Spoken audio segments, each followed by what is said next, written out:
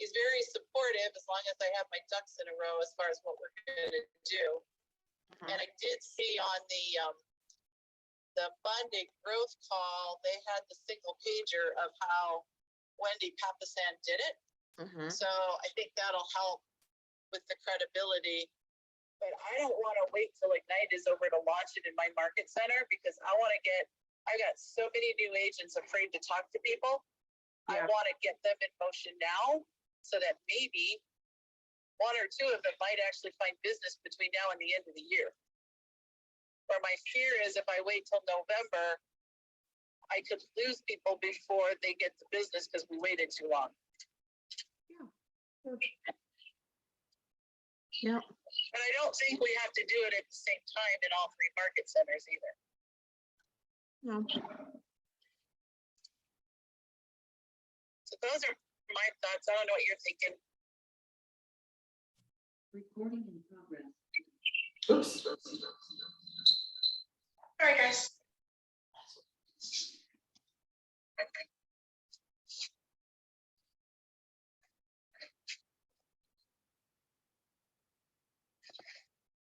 Okay, did I freeze? Me?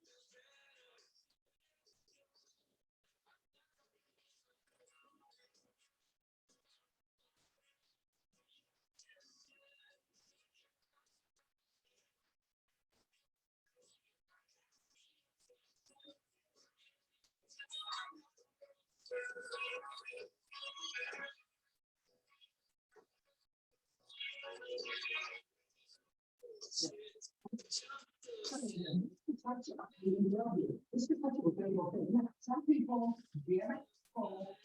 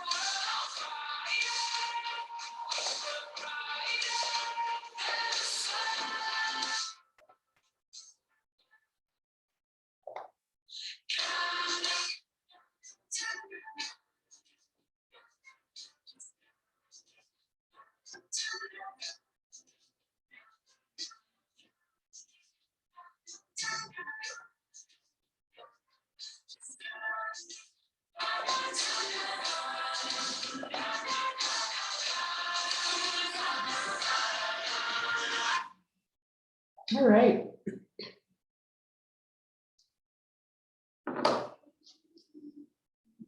Well, good morning. Can you hear me okay? Yes, we can. Great. Great. How are you today? I'm really good. Really good. Awesome. Where is Yeah. Rob? All right. So anybody have any questions while we wait for everybody to jump on?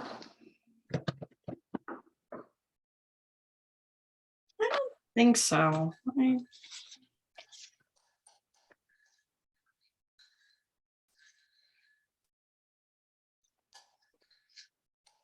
mean, I have tons of questions, but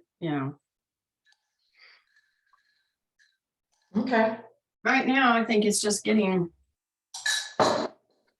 organized and stuff.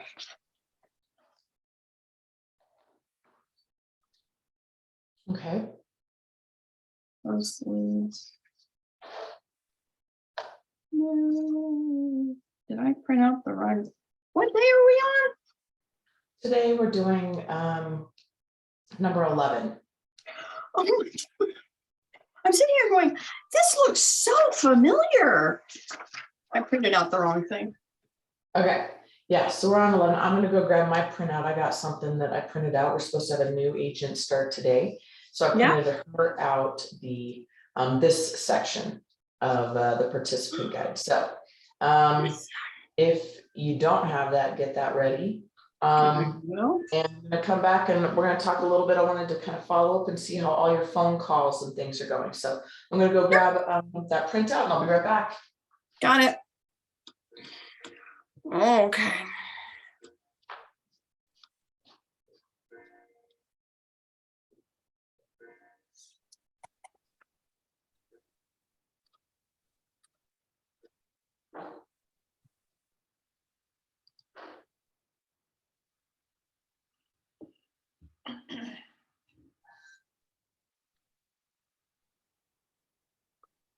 Morning, everybody. Good morning. Was that Becky or Diana? I think it was Becky. Yeah, How are you? doing good.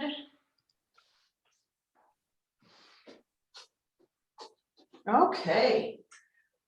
All right, well, let's get started. Hello, everyone. I'm gonna take some attendance, and while I do that, just want to thank you so much for jumping on today. Would love it if you could turn on your screen. Hello, good morning. Hi, are you Sandra? Sandra. Sandra, great. Well, You're have a Jody? seat. Yes, I got that printout for you, and we're just about to start. Good. I'm glad you found it. All right. Sorry, I'm late. It's all right. So we're just about to get into the good stuff. The first part of Ignite, the first couple of weeks are really about motivation and, you know, keeping a positive mindset. Now we're really going to start to get into skill set. So these last couple of weeks are really the most important. And so I tend to see a lot of people kind of fall off after a certain point, which is interesting. Because mindset is a huge part of sales.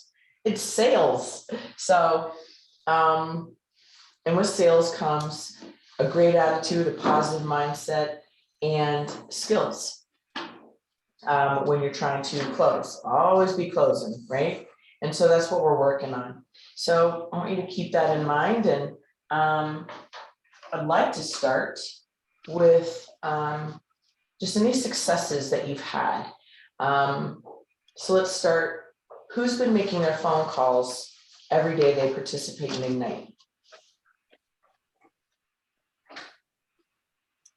You guys have a 2-hour block and you're making phone calls during that 2-hour block, right?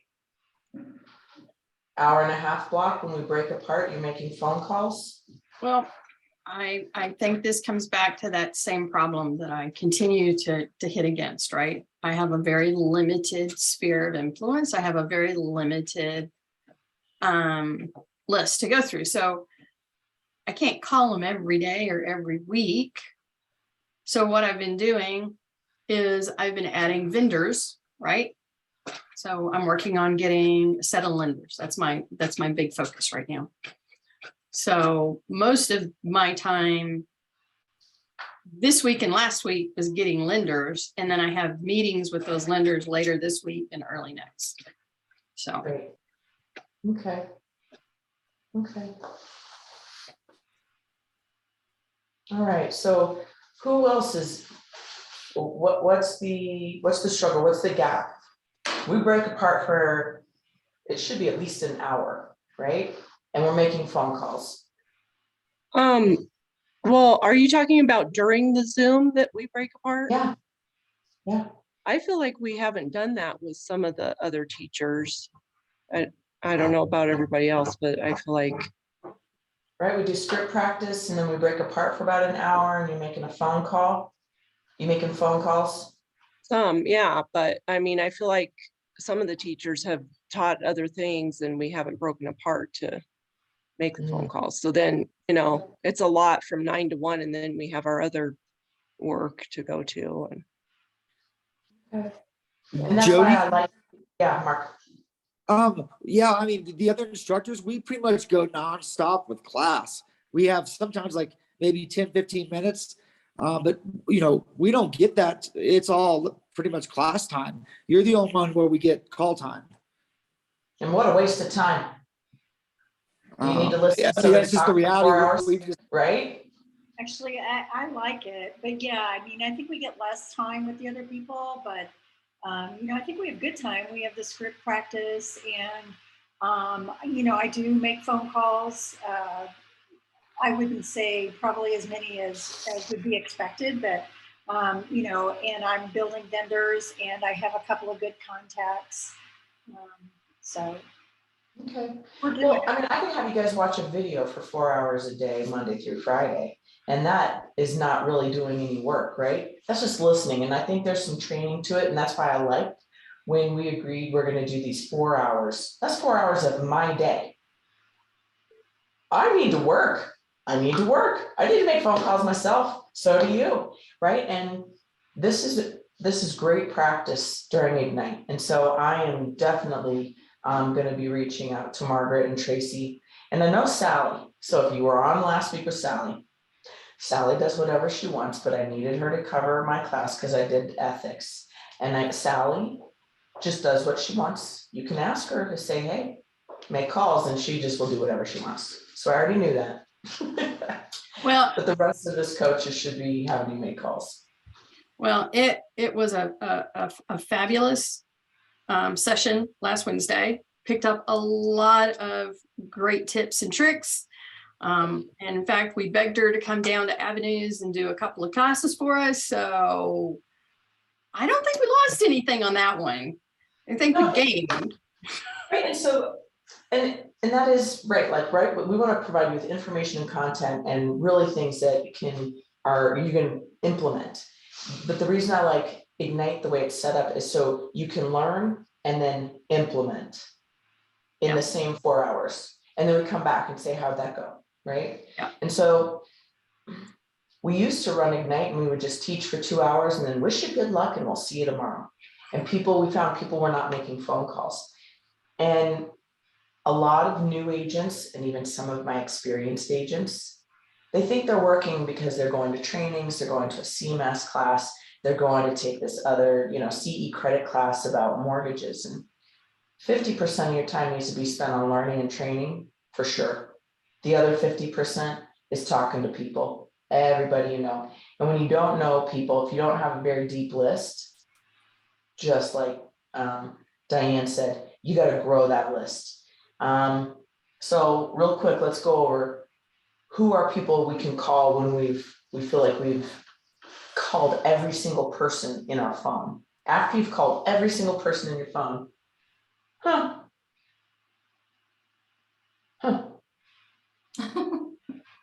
okay. I'm like, what's going on, for goodness sakes? After you've called every single person in your phone, who else can you reach out to grow your database?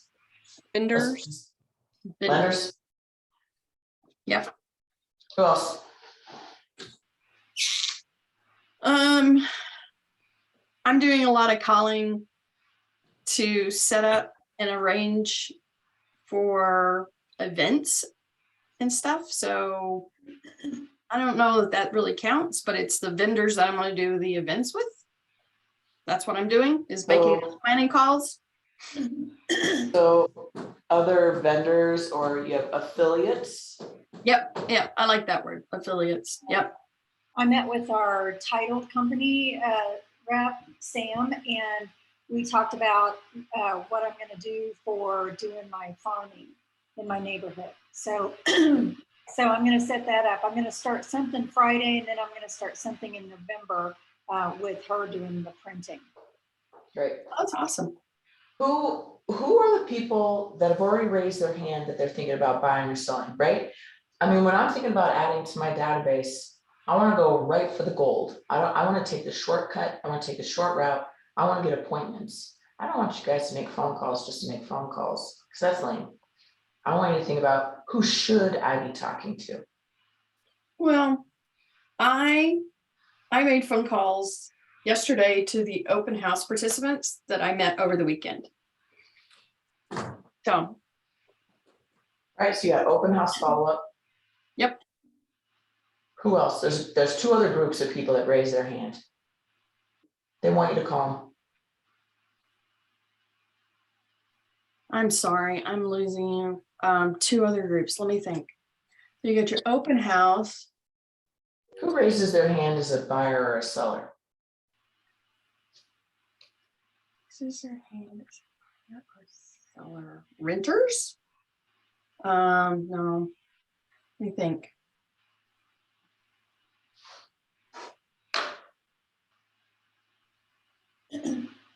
FSBOs. Oh, FSBOs and expireds.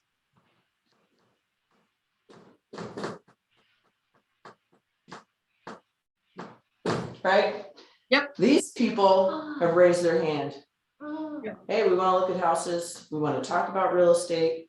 We're thinking about selling. We've tried to sell.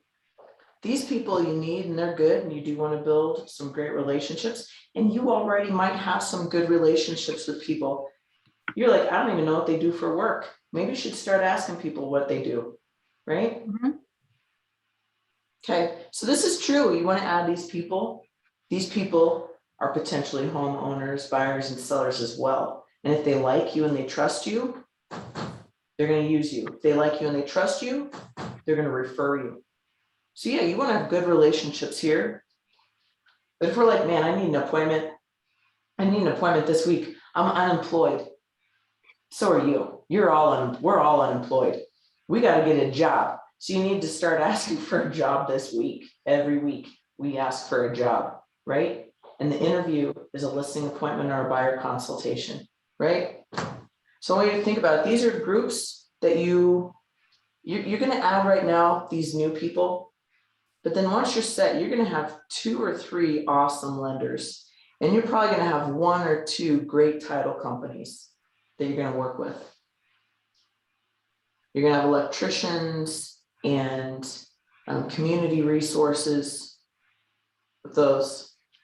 But we're always looking, where do you find, well, it's obvious where you find open house people. You got to do an open house. I'd really recommend you do an open house twice a month. Where do you find expireds and FSBOs? In the MLS. MLS, yep. And then where do you find your FSBOs? You can find them on Zillow. Zillow. Yeah, everybody's favorite place. Yeah. So we're not big fans of Zillow because what they do is they take our business that we've already acquired and then they try to sell it to other real estate agents who pay for it, who try to get leads on the listings I already have. Yep. However, before you got your real estate license, were you looking at Zillow all the time? Yeah. I was, right? I love Zillow. It's easy to look at. They give you this fabulous estimate that says your house is worth more than it is, and you feel good. So you need to be very familiar with Zillow because your clients are going to look on there. I have a client that uses a Redfin app. Ooh. I'm okay with that. He sends me the listings through Redfin because he likes the app. It's user friendly. It makes sense to him. I don't care how my clients send me anything they're interested in, as long as they're talking to me, right? Right. It's the same for you. But be aware, you got to get on that Zillow and know what's going on there. So, all right. Oh, good. And Robert Foster said expired. Fabulous. So let's jump into today. My goal today is that you all make at least 5 phone calls. At least, right? We're going to make phone calls. We're either calling our sphere or you're going to call in your sphere. Does everybody know what your sphere is? Yes? Great. So we're going to make phone calls, and that's why we do script practice in Ignite, is so you can do script practice right before you make your calls. Kind of flows right into it. It's perfect. So let's jump into today. We're working on, what are we doing? Diane, what do we say? Follow up with leads. Follow up with leads. Great. Let me do this. Here we go. Okay, so follow up with leads. Oh, there's all your faces. Oh, let me minimize that. Oh, I know what I got going on. So I got my screen up here. So Sandra can see kind of what's going on. There we go. I'm gonna minimize that so now she only sees Diane's face. All right, so here we go. Following up with leads. So to me, a lead is anybody that's raised their hand and said, I'm thinking about buying, I'm thinking about selling, I'm thinking about investing. That would be a lead. A lead's anybody that comes to your open house. Right? So here's kind of our course overview of what we've been looking at over the duration of Ignite so far. And today we're really in lead follow-up and following up with your leads. So important. So yesterday, did you guys discuss communication with the purpose of opening the door to a two-way communication? Yep, okay. Great, so we're gonna talk about lead conversion, how to convert a lead to an appointment, improve your conversion rate. In your first year, you're just giving it your all. Some of you have no idea. You've never tried to do any kind of conversion. How many of you, just speak up and say me or something, how many of you done sales before? Me. Okay. Okay, so do you understand, what does that mean, lead conversion? What's that mean to you? Progressing them towards commitment. Okay. Anything else?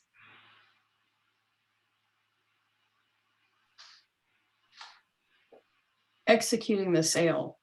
It's like taking the lead through the process to whatever close or sale there is. So I agree with both of those, right? So I want you to think about it in this really simple term. What if I said, how do you make a peanut butter and jelly sandwich? Well, first you get the bread out, right? You gotta get all your supplies. And there's a process and there's always a next step until you smash those two sides of bread together and you have your PBJ, right? So this is a process too. Meeting people, adding them to our database. And the people who really raise their hand as buyers and sellers, the next step is to get an appointment. And we get appointments, we want to get in their house. We either want to get in a seller's house or we want to take buyers to somebody else's house, right? And then what's the next step after that? And what's the next step after that? And so I want you to kind of think about what is this process? That's why people hire us, because we already know the process. And if you're saying to yourself, well, I really don't know what the process is, this is where your training and education comes in.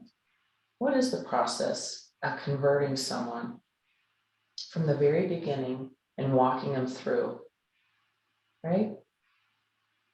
Okay, so we're going to get into that a little bit. So today we're going to focus right now on learning lead conversion.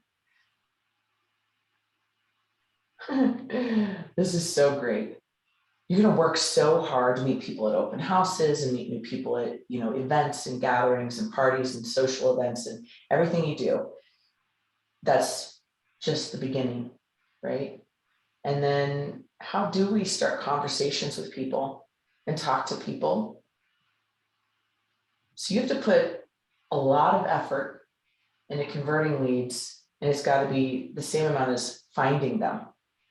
So just a little thing to think about. So when we talk about lead conversion, there's this whole process. It's consistently getting every possible appointment from the leads you generate isn't complicated, but it requires prep, practice, purposeful action. No different than, I only know what Sandy did, so I like to pick on her because that's hairdressers, right? So there's a process with any job you've ever had. Whether you were a hairdresser before, whether you're an engineer before, whether you're working at Dairy Queen.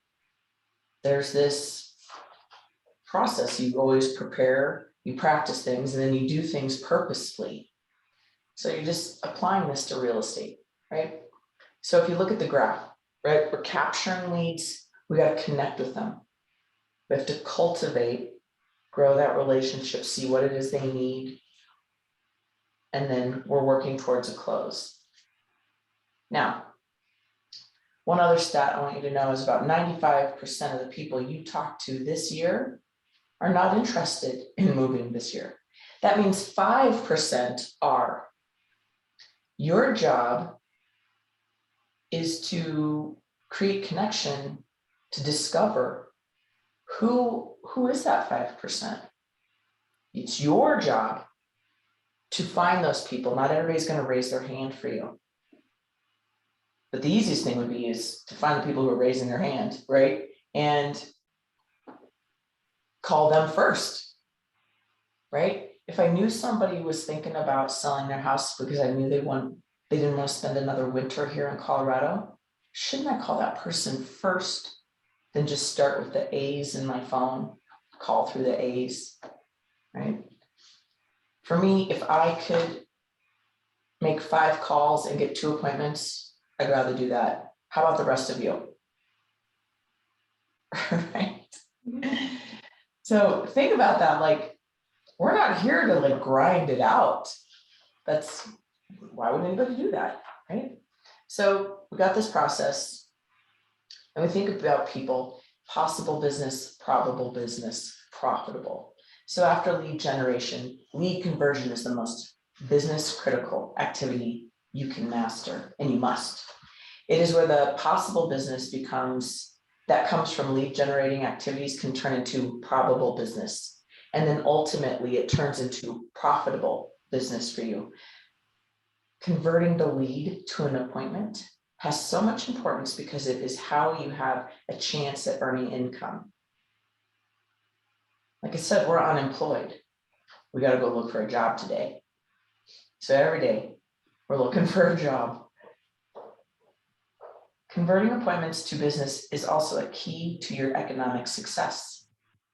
You're not going to be here a year from now if you don't have a closing. Agreed? Do you want to be in real estate if you're not able to get to closing, at least one closing in a year? Is that a fair question? So, what can you say about conversion so far? Does everybody understand these little steps? Right. Can you relate this to a previous job you've had?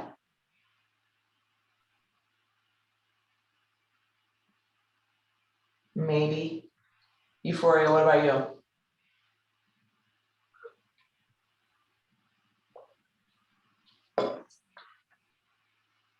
Yeah, I like this interactive, right? I'm spending 4 hours of my day with you guys.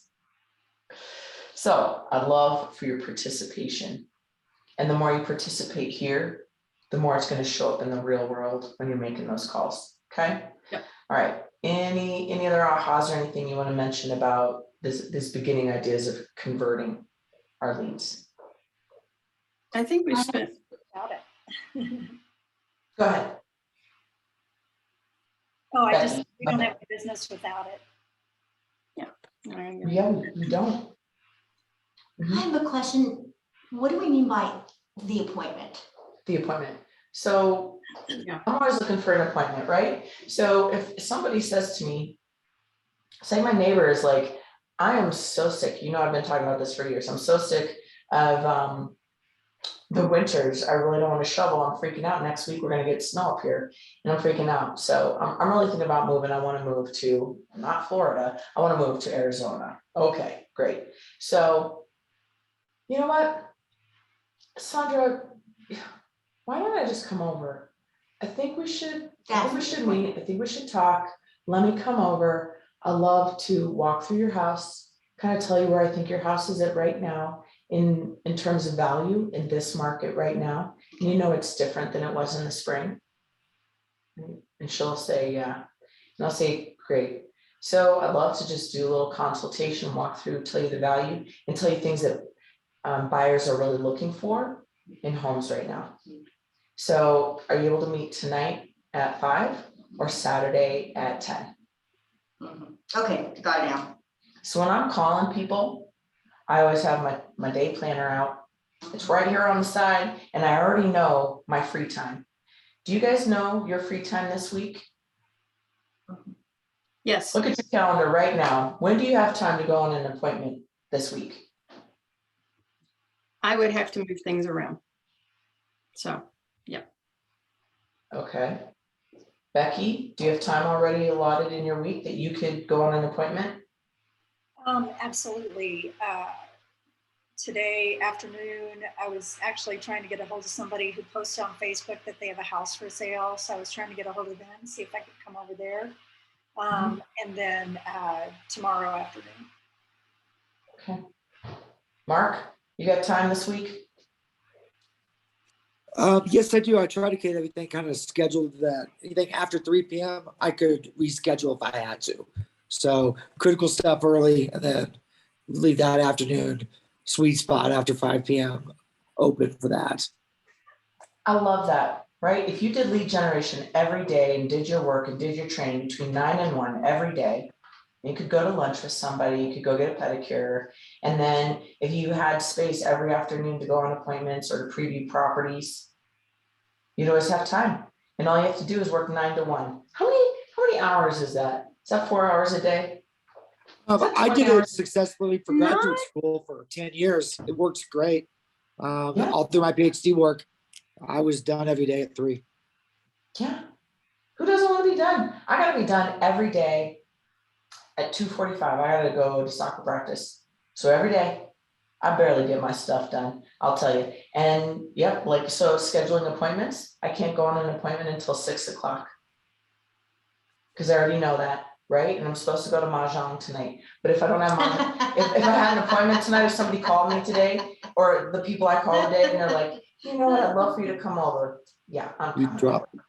Yeah. Yeah, right? Like, the only thing I can't ditch is soccer. I've already kind of committed to that. But I'll make arrangements. I got tonight and I got Friday, and I'll make time on Saturday, right? So I want you to think about that. When you call people, you need to know your schedule that week. You need to know your openings. And this is what I would really recommend. You gotta be a boss about this. I'd love to come over. I'd love for us to meet. Is tonight at 6 or Friday at 5 or even Saturday at 10 better for you? Yeah. I tell people what I want. Don't ask them. If you have a book schedule already, don't ask people when they're free. Because then they're just gonna tell you something, you're gonna have to say, no, that doesn't work for me. I want you to ask people, you ask for the business, Mark. I mean, aren't you basically by giving those 2 options, it's making it very hard for them to say no? I mean, it's Yeah. kind of leading the customer, correct? That's the whole strategy. Correct. Yes. It is the whole strategy. It fits with my calendar. I'm asking for the business. There is nothing more that I can do. If I've asked for the appointment, I've been specific about the date and time. And if people say no, there's nothing else I can do, right? Is next week better? Should we meet next week? How about I call you in a couple of weeks? Is that going to be a better time for you? Right? Mhm. You ask people, you got to ask for business in this business. It's no different than the kid at Dairy Queen at the drive-through. Would you like anything else with that? Would you like a side of fries? Would you like extra toppings? They're 16-year-old knuckleheads and they ask for business. And why? Because their boss told them, ask for more. Ask them if they can run anything else, right? I think, we can learn a few things from Chick-fil-A. We can learn a few things from, I don't really go to any really fancy hotels, but I did just go to this one with this KW event. Oh yeah, right, Diana? I mean, that was the nicest hotel, Mark, that was the nicest hotel I've probably been to. And the customer service was excellent. They gave you champagne when you checked in. Yeah. I'm not saying you need to start giving your clients liquor, but think about if you're going to have a fantastic business, what would make it fantastic? What would make people want to work with you and want to refer you? And they want someone who's going to guide them through the process and ask them the right questions. Okay, cool. All right, let's jump back in here.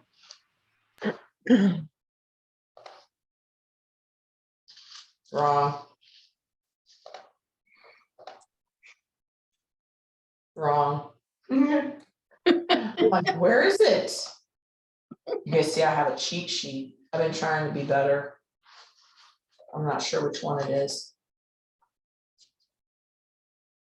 It's not that one. From current slide. All right. Here we go. There we go. So we did some ahas, great. How to convert a lead to an appointment. So capturing is defined as collecting the minimum amount of valid contact information of a potential buyer or seller. When you're at an open house, what do you want? At minimum, I want the email, the phone, and the name. At minimum. Good. So I got a question on that, like on my open house from on Sunday, we had 8 groups come through. All of them put email addresses in, and when I said thank yous, notes, none of them bounced back, but maybe 2 left phone numbers. Yeah. Right? And you're just doing your best to collect that information. If someone doesn't want you to work, you know, they really don't want to get information because they understand how this open house process works, they're going to give you a Mickey Mouse email. Well, Taylor right? gave me a great idea yesterday to offer a $10 Starbucks gift card raffle for everyone who attends the open house. And she's Yeah. found that she gets a lot more accurate info. Yeah, that's a good idea, right? So you could have a little drawing, a little giveaway for everybody that enters. hold on. Okay. And so you're trying to collect information. There's this new app that you can put on a tablet. Oh, it's called Curb Hero, and they Sure. log in, and that's how they get actual information about the house that you're doing the open house on. Curb You said Hero. Curb Curio? Hero. You know, like he's an American hero. So Curb, CURBHERO. And so that's one, like if you are, you know, you're trying to shy away from paper or whatever. So the thing is if you've done an open house, how many of you had an open house where like 3 groups come in at the same time? Well, that happens to me a lot. I'm not sure what happens. So it makes it really challenging. So I want you to think about, you've spent an hour planning during the week to do this open house. You spent money like on snacks, food, balloons, whatever you've done. You put out some social media posts and you do a 3-hour open house. You want to get some leads, right? Oh, yeah. Or go ahead. Or Yeah, you should- definitely. Yeah. Definitely want to get Right? some leads. Right, you want to make this, what's the whole point of doing this? And so sometimes I've been pretty casual and I'm just like, you know, just trying to talk friendly to people. Like, hey, thanks for coming over, not being salesy at all. How you doing? What brought you in today? So when you do an open house, you need to think of things that set people at ease, not, thank you for coming to my open house. Here's our listing. Sign in, name, phone number, email, and I will send you information about the home. Please let me know all the feedback that you have for the seller. Okay, relax a little bit. Pretend like it's your party and you're hosting it at someone else's house. Hey, how you doing? Great. Love your shirt, love your shoes. Oh my gosh, your dog is so cute. Please don't bring the dog in the house. No, just joking. Think about, do you have music on? Do you have some snacks? Is it freezing in the house or is it warm? Or is it too hot in the house? Yeah. Imagine the open house is a party you are hosting. Again, now think about this. When neighbors come through, you want the neighbors to see, this is how I do my business. So hopefully your house is clean. Hopefully the seller left it clean for you. Hopefully it looks good because you're saying, I represent this home. This is the kind of business I do, right? So sometimes I don't have snacks, but I have bottled water. I have kind of like a nice little setup. So I want you to be really conscientious about how are you welcoming someone in here. Great. Okay. And so I try to be really casual. And just smiling and happy, not serious at all. Do not be formal, do not be businessy. If that's generally like how you default, man, take a shot, get ready, be ready to go 10 a.m. on Saturday. I don't know what you got to do, but you got to be your fun best self right then, right? Mhm. So if you don't drink, do push-ups or something. I have no idea, but you got to do something that is putting you, someone wants to talk to you. Because a lot of people come through that open house and they are resistant because they know that you would love to have their phone number and email so you can follow up with them, right? I'm never trying to push anybody to buy a house, ever. In fact, I really doubled down on my questions saying, are you sure? You said you wanted a 3-bedroom and this is only a 2-bedroom. Are you sure that this isn't gonna, be difficult for you in a year or two? That's after people have already committed. I try to do that reverse psychology. And I do, but I am doing it because I'm like, I want my people to be happy no matter what. I want them to feel like I'm providing the best real estate customer service I could possibly provide. So to capture, you're gonna have to figure out what your sweet spot is and how you really do that. So before you do your next open house, you're gonna think about that. How am I gonna welcome people? Am I gonna stand right at the door and have them just sign in? Am I gonna leave that sign-in sheet over there by the door and I'm just gonna stand back? Hey, how you doing? I don't know. You're gonna find out what works for you. It's your goal. There's a goal of everything when you go to work. The goal at an open house is to capture a lead. When you go to an event or you host an event, you should have a goal. I'm looking to meet 5 new people. I'm looking to develop these relationships. Sally Ball went to an event last week and I said, I talked to her and I was like, well, so did you get any new contacts or anything? And she goes, no, but she goes, that wasn't my point of going. My point of going was we made a donation for the silent auction. I got to talk to a lot of people and I met people and I'm starting that relationship. This is a long-term business idea for her. Yep. Is this a long-term business idea for you? Yeah, right? Mhm. So think about, how can I do this? How can I capture leads effectively? Okay. So conversation frameworks. All right, these are just some good questions. Oh, I do like number 2. What do you guys like? I like number 2 and number 3. Mm-hmm. I think I would. What happens in the part where you pull out what they are looking for? Because to me, that would kind of be the sweet spot. Oh, does this suit you, this house? Oh, it doesn't because it doesn't have 5 bedrooms. What are you really looking for? Aha, aha, aha. Remember. Mm-hmm. Oh, well, if I find something like that, can I reach out to you? Mm-hmm. But I first need to know what they're looking for, Exactly. which they like to tell you. Yeah. So these are my scripts when people walk through the door of my open house, right?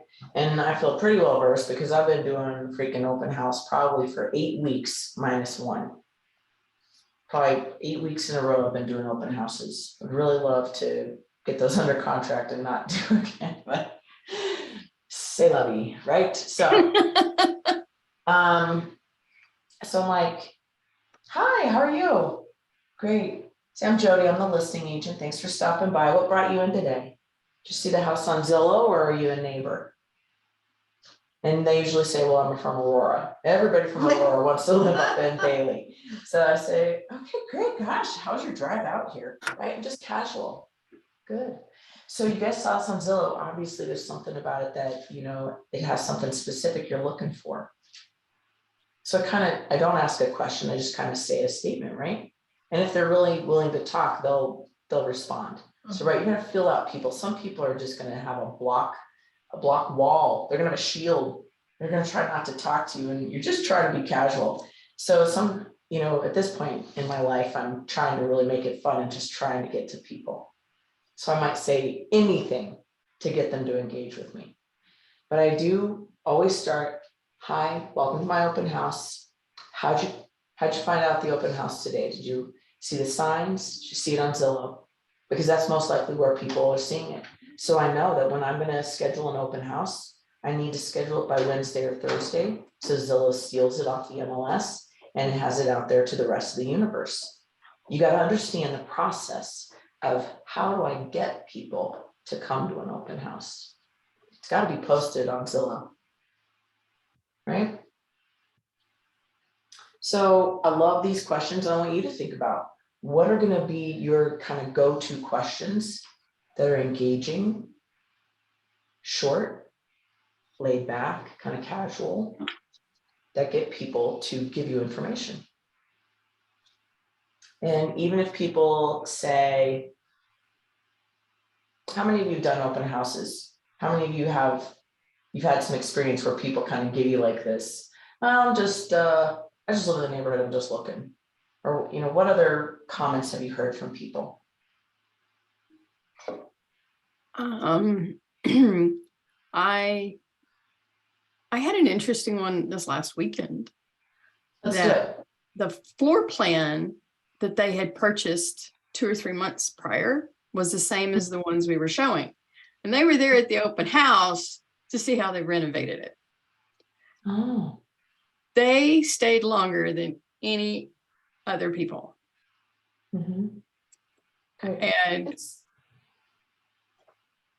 So what's something that you could say to them, right? They're people, they've already Yeah. bought, right? But how could you still build and foster a relationship there? Every single person you meet is a potential buyer, seller, investor, referral, or someone that wants to come to Keller Williams yeah, as an agent. So I want you to think, every person you talk to, don't write anybody off. Don't ever write anybody off. So how could you engage someone who just bought a house 2 or 3 months ago and they're staying there for an hour? What else could you ask them? well, and that was my problem is I was really stymied. We walked through the house a couple of times and I see that head shake, but it was, they wanted to see this and they wanted to see that. And at one point I'm like, well, is this home a better fit for you? I know you just moved, and they're like, no, we bought the other one to do a renovation. Great. I'm like, okay, great. I said, well, do you guys want to come back for another showing? No, I think we've got everything we need. I'm like, okay. And I never could find the words. You guys listening to her. What are some other questions you could ask? Maybe you could talk about vendors if they have people that they're going to be using or need help with that. Okay. Okay. What else?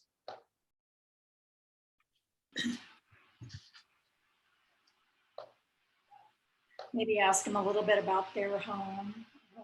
Mhm. What do you like best about your home, or what do you like about this area?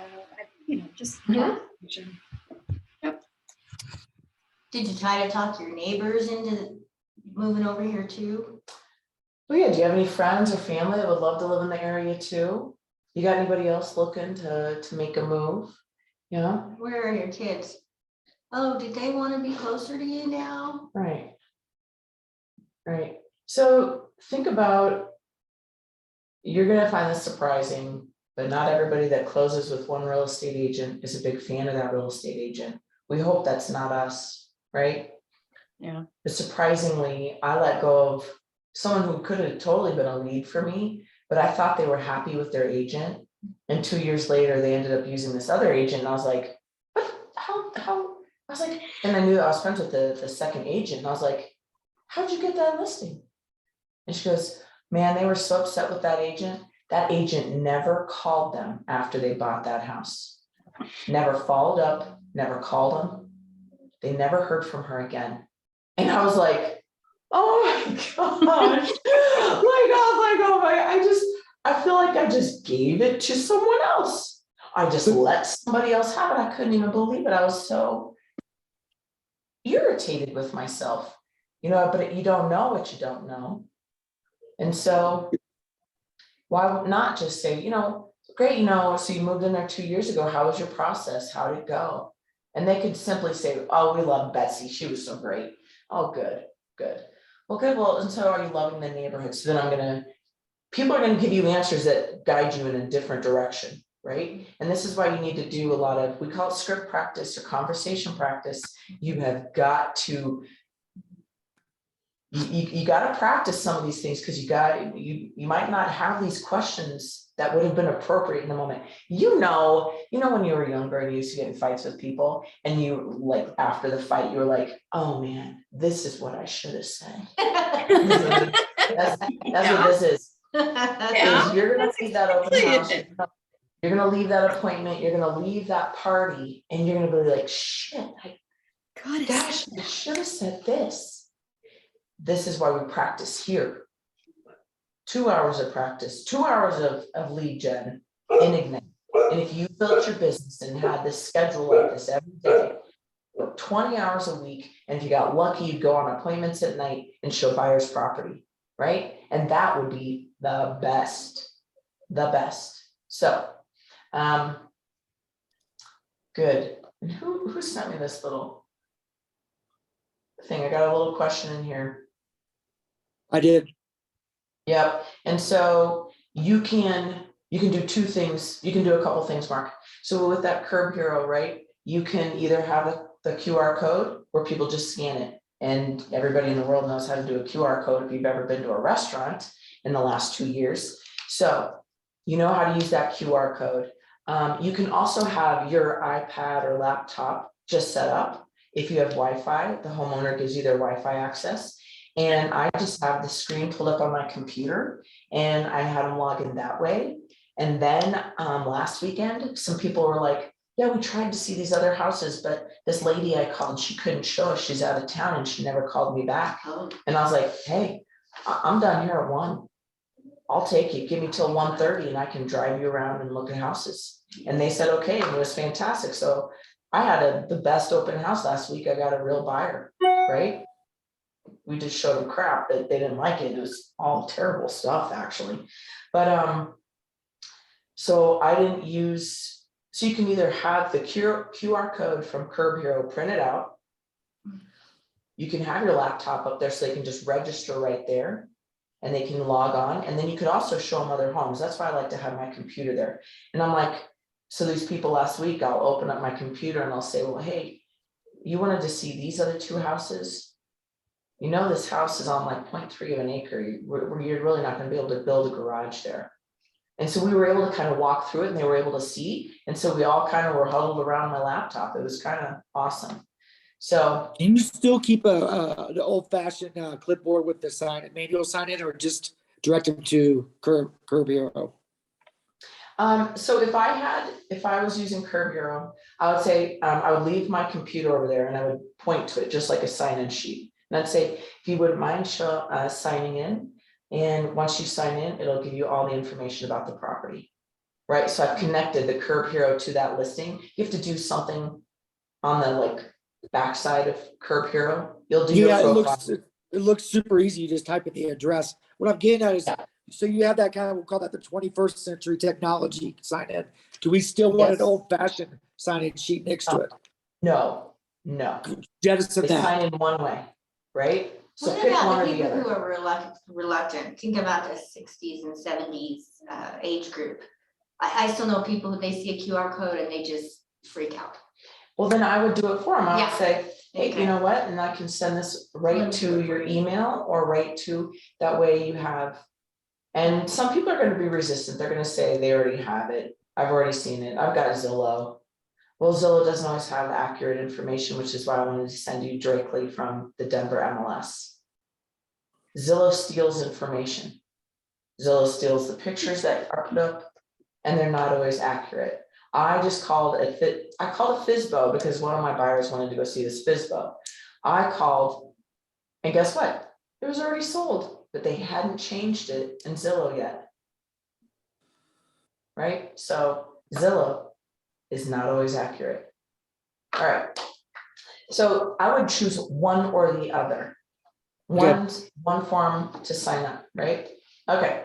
So we want to have great questions. And so as a little bit of homework, this is what I would love for you to do. Let's stick with open houses. And if you all have pen and paper, I'd love for you to write 5 questions that you would ask someone who came to your open house. This is you writing your own scripts, which is just questions.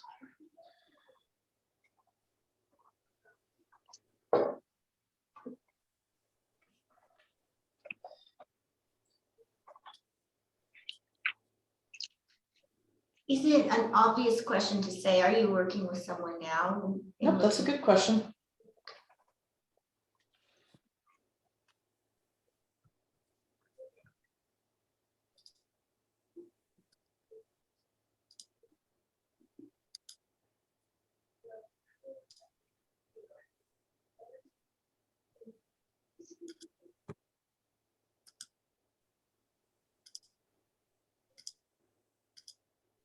Okay. Something you could do in your 2 hours of change, you know, or whenever you're doing training and education is you could challenge yourself and write 10 questions every day. 10 questions for buyers, 10 questions for sellers. And you're going to find that the more you listen, you go to masterminds or coffee talk or whatever you guys got down in Arvada. And when you're listening to a real estate podcast or you're reading the MREA, when you're coming to coaching, you're going to hear people say some things and you're going to be like, you know what, that would be a great question. And we're going to get into that. And that's the next piece, right? Is the connection. Connection best practices. Look at this. This is no different than when you're dating someone. You ask people questions. Don't talk about yourself. Right? Other people are more interested in talking about themselves. They like to talk about themselves. They like it when people ask them about what are your hopes and your dreams. That's what you're asking people.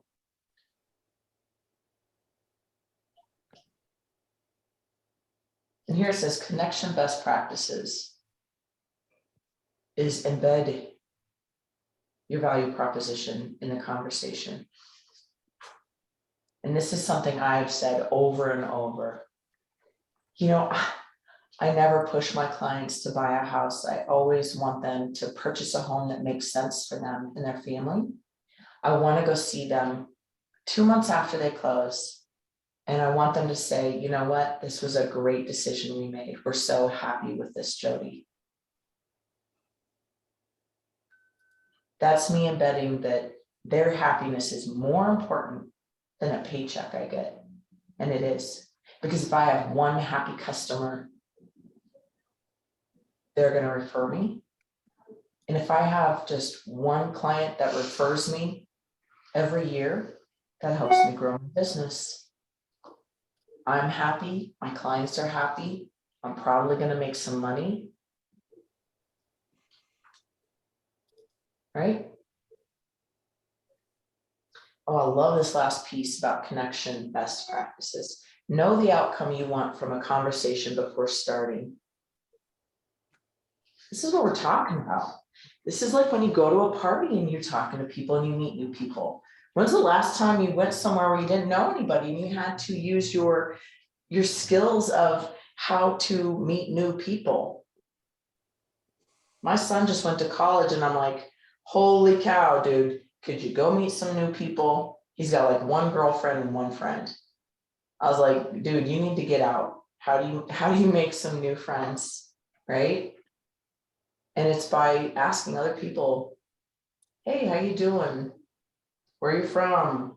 How long you been here? How come you moved here? I mean, you just, half the time, all you do is think about questions you're gonna ask people. And Well, there's a downside to that I experience all the time, which is then they start talking And then when you say, oh, and then they're still talking, and now it's 2 hours later. And Yeah. I know their children, their dogs' names, where they're from, how long they've been, there. Yeah. They don't even know my name. So I go, I'm sorry, you Yes. told me your name, I forgot, because they just talk a whole other. Yes, and so here's another skill and best practice is whether you're on the phone or you're in person, you need to have some conversation enders, right? We're not doing I these sure damn do. calls and to talk on the phone for 12 hours a day. No, we don't got time for that. We're actually working. Hey, just want to let you know this is a business call, and the reason I'm calling today is I'm doing this breast cancer fundraiser event at the end of the month, and I wanted to make sure you got my invitation.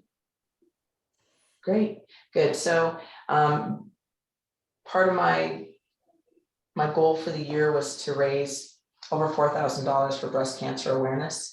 And this is one of the events that just really makes that happen. And it's a big business, part of my business in real estate. So, and then I'd say, did you get it? Blah, blah, blah. Great, great. Well, good. It's almost 10 o'clock and I have to leave for my next appointment, right? So I always use the clock. I see it's 9:56, right? I got an appointment on the hour, so I gotta go, right? Figure out how you're gonna wrap up conversations that are just going on and on, right? What is the purpose? What is the point of calling these people? When you know what it is, that's fine, right? And we're looking, some people we're just gonna call, like I said, 95% of the conversations you have this year are just checking in on people. How are you? I don't even know what you do for work. Oh my gosh, I never knew that. I can't believe that you're a home inspector. How long have you been doing that?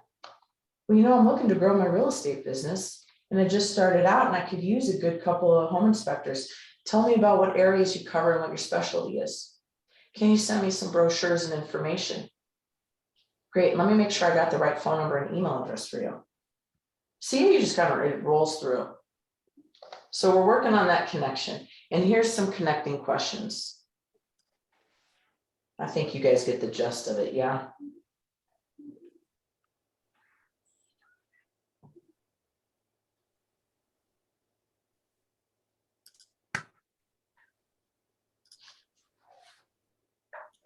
When you look at these 6 connection questions and we're thinking about a buyer, what do you think is one of the most important questions right there?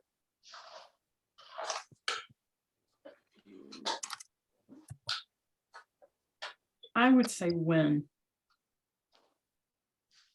Okay. because understanding their timeline. Yeah. And doesn't understanding their timeline indicate to you how quickly or how hard you need to work for this person? If they say, I need to be out of my rental by the end of November. I'm all over it. Yeah. As opposed to, oh, we're thinking my kid doesn't graduate or my kid graduates, we're looking to buy, next summer. Yeah. Right? Yeah. Kind of indicates to you what kind of, how frequently you need to communicate with people. Mhm. So the rest of you, what other questions stands out to you? I like the why because you can kind of figure out a little bit of motivation, I guess, and a little bit of context. So you can help meet those needs. It might be a little more emotional. So let's go with that. We're gonna do some of our script practice right here before. So we're not gonna probably do it before the phone calls because we've integrated into this conversation. Let me ask you. I want you guys to go. Have you ever heard going 3 deep? I want you to ask why are you planning on buying? Right. So Becky, let's role play this. Right. So Okay. Becky, you said you said you want to buy a new home, and why do you want to buy a new place? Well, I want to move closer to my kids because they just had our first grandbaby. So you're saying that you want to be closer to your family, especially now that you got little ones. Yeah. Yeah, for sure. And I mean, so are you going to be helping the family, or do you just want to be close to them? Well, I want to be just far enough where I could, I don't get called on every day, but I'd love to be close enough where I can easily get back and forth. Mhm. Oh, you mean like you could see them during the day, but then you want to go to your own home? Right. Yeah, okay. So it sounds like your family's pretty important to you. Very important. Mhm. And if we weren't able to find you a home in the next, 3 to 6 months, would that be a problem for you? Yeah, I mean, I'd rather go ahead and get moved now so that we can get started on our next phase of life. Okay, okay. And so if we did find you a house sooner than later, that was in reasonable distance to your grandbaby, that would be good for you? That'd be fantastic. Let's go look. Okay. And so she offered up a little bit more, but right, and have you just heard of like mirror and matching their body language and mirror and matching their tone, and then doing that active listening where you just are basically repeating back what they've said? There was a question that I would desperately want to ask her, which would be, do you want the kids to be able to stay with you sometimes? Do you need Mhm.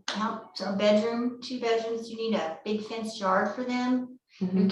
You may say, no, one thing I don't want is for the kids to ever sleep over. Right. But then she might start thinking and go, oh yeah, as a matter of fact, 2 bedrooms would do it, but 1 is not enough.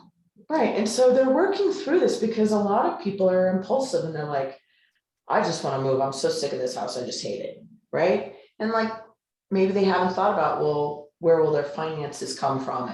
And, so that's our job, is to follow through on all these questions that really impact their ability to move, whether they're buying or selling. You didn't ask Becky any of those questions. No, I just wanted to stick around the why, right? And I think the why is the biggest motivator, the biggest sign of how ready someone is to make a move, whether they're buying or selling. If someone just tells you, well, I really don't have to sell. Well, then why are we talking? Well, I told you I was thinking about moving and you said you wanted to come over and meet with me. Well, it's true because you said you were thinking about moving. So what would make you want to move? Why would you want to move? People need to be very invested in the process. It'll make your job easier as a realtor if you have a very motivated client. If you have someone who's, and you're gonna see, believe me, because you guys are gonna be pressing everybody. If you get if someone tells you that they're, kind of thinking about it, you're gonna latch on to them for one of your first deals, because you're gonna be like, I gotta make this happen. But you really were looking for motivated buyers and sellers. People who are kind of half motivated, they kind of sit in the sideline. I pay attention to them. I stay in touch with them, but there's nothing worse than being with someone who doesn't really want to be with you. Do you know what I'm saying? It sucks. And so if they're really not invested, why are you going to be so invested in spending your time and money? You're going to spend money on sellers, right? You got to take photos. You might have to get a stager. I don't know what else you might want to partake in. But once you work with someone who's motivated less than you are, you're going to think next time before you do that. And I'm not saying don't try to cultivate those relationships and leads, but you need to think about your time. Does that seem fair? Absolutely. Good. All right.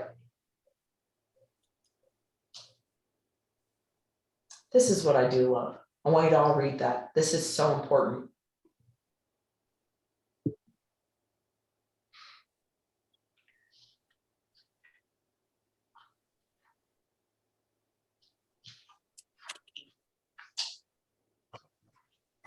if only 5% of the people you know are gonna make a move this year, it's your job to stay in touch with them. And life turns on a dime. And a lot of people that are gonna move a year, in the next year, they don't even know right today that they're gonna wanna make that move. Your job is to stay in front of them, connect with them in a systematic way. So that when they are ready, when they've realized, hey, I need to talk to somebody, they think of you first.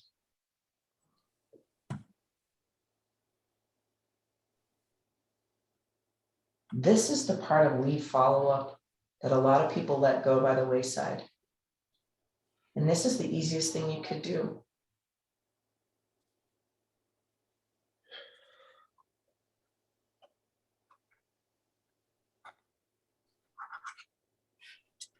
So we have through Command some automated things that make your life easy.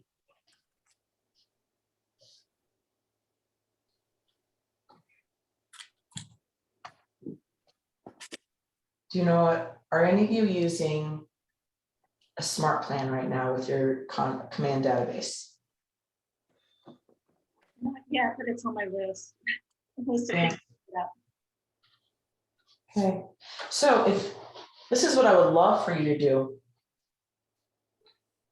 I'm gonna stop this share. Oh, Taylor, hi. We'll jump on.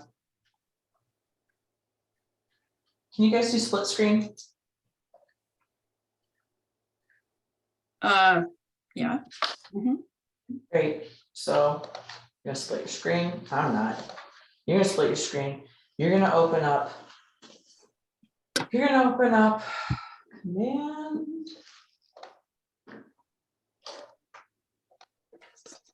Right? Oh, there's my Right. nice little dog. Oh.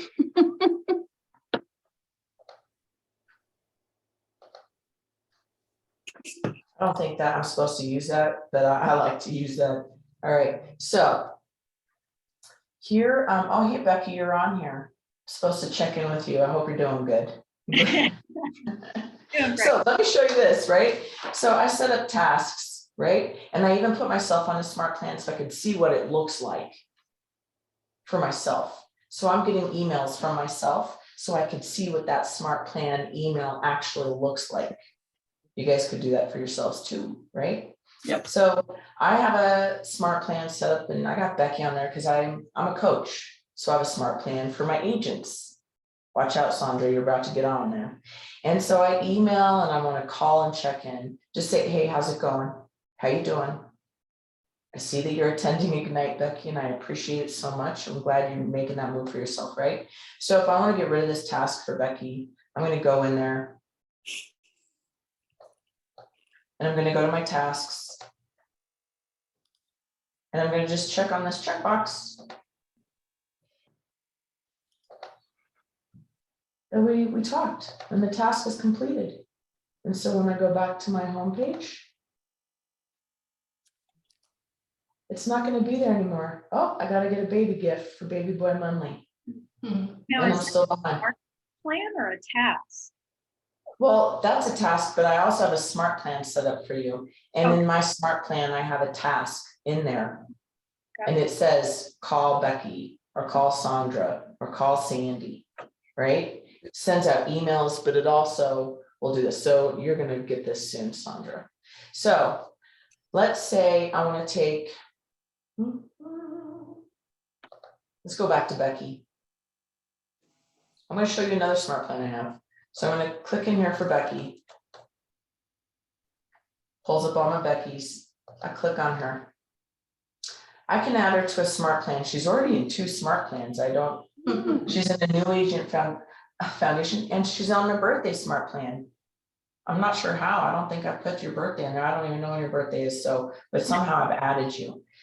And what you do is when you're adding someone to your database, and this is my process, and I think you should be systemized and do this, is every day you add 10 people to Command. When you do that, I'm going to add Becky, right? So I'm gonna add her, I'm gonna add her name, her email address, everything that I have for her. I'm also gonna tag her, she's a new KW agent. Let's say she was a friend, or, you know, she's from the chamber, whatever. You can add all kinds of things. I would, if I had her physical address and I could just cyber stalk her, right? So you guys, if you're like, I don't have their primary address, if you know the county they live in, you can cyber stalk them if you know their name, right? You can also put in the Facebook URL, but you're gonna go to about, and you can add their birthday. Is your birthday February 8th? It is. Pretty good. I don't know how that got in there. Cyber stalking at its best, right? But if, so Becky was a past client of mine, and she also became an agent, how fabulous. But I would also put in, let's say she bought a house in January 2nd, right? And I could put the year, let's say she bought it in 21, right? I can save it. I can go over to Smart Plans. I can add a smart plan. And I'm gonna do house anniversary. It's already a smart plan that was created by someone else. I'm gonna type in anniversary. My home anniversary. I'm gonna select it. Just start it now. Now she's gonna be on 3 smart plans. It won't activate until her actually house anniversary pops up. It should pop up. Maybe it's just generating, I'm not sure. Let's see, right? The refresh. Yep, there it is, Yeah. right? And this is how I automate things and make them systemized. So every time I have a closing, I gotta update my person, I have to update their new address, and I have to add them to the house anniversary. It'll automatically send me a reminder, hey Jody. If you want to send a gift or something, you gotta reach out to Becky, and it'll come in the form of a task. And then it'll send Becky an email saying, with a cute graphic from Designs saying, happy 1-year house anniversary. So wouldn't that be easy if you had every single person in your database set up on something automated already? Mhm. So if you start loading 10 people every day, that's part of your work. That's part of your lead gen. Because when you add them to command, you should be calling them first. Hey, just wanted to let you know, I got a brand new job. I'm working at Keller Williams. You know, I've always been cyber, you know, I've always been like going to open houses, and I just love looking at people's properties. So I decided to get my license, and I knew you'd be excited. So I wanted to share that with you. Right. And so if there's anything that I can do for you in the future, please reach out to me. And I'd love to send you my new updated contact information. Would that be okay? They're probably gonna say, you're gonna start asking people questions they say yes to, right? I say, great. Well, the last email I have for you is Becky Sherman 0208. Is that still right? She's gonna say yes. I'm gonna say, I still see you have your Texas phone number, that 817. Are you gonna keep that cell phone, Becky, or are you gonna get a new one? I'm gonna keep it. Gonna keep it, because it doesn't matter, you can keep it, right? And so everybody's getting kind of used to that. We don't have 303 and 720 phone numbers here in Colorado primarily. So, well, great. Well, Becky, you know, how's the kids, blah, blah, blah, you know, so you can do like a personal touch. How's it going? Great. So then when you're done with the phone call, you make sure this is all updated and you add that person to one smart plan. And you guys, there's tons of smart plans. Go to add to a smart plan. There's smart plans already written up. Well, I created some, So but there's a my quarterly plan. So it could send you an email that says, hey, Jody, once a quarter, call Becky. I put her on the birthday one if I know her birthday. I could put her on an 8x8, but an 8x8 is for people you really don't know. I could also put her on the monthly neighborhood. What's 8x8? An 8x8 is 8 touches in like 2 weeks. That's someone like, you got a lead from a Facebook post you've had. you got a lead at an open house and you want to really cultivate that relationship really quick and stay in front of them, you could set them up. And so you guys can look at these. So I really want you to think about, what are we supposed to be talking about? Oh, we're talking about lead follow-up. So if you go to your homepage. Yeah, Oh, that's sorry. awesome. Go ahead. What were you saying, Mark? Oh, no, it's just, this is awesome. I just found all these, the templates for all the smart plans. Yeah. So I'm So just over adding, here, yep, the menu Awesome. on the left-hand side, there's smart plans, you click on it. And you wanna know what's awesome is my smart plans are the one you use. You guys will probably only have a couple, but I've created smart plans for all of my agents. So let's say Becky gets a buyer under contract.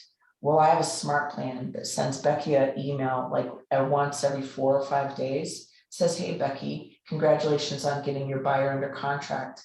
Please send me an e-calendar. And you can preview them right here. Please send me an e-calendar from CTM, right? Oh, this is just working with the buyer. So I said the best place to meet buyers or open houses, parties, contacts to your database. And then I put a little break. So 6 days later, she's going to get another email that says, hey, blah, blah, blah. Make sure that you give your buyers a buyer advisory and the definitions of working relationships.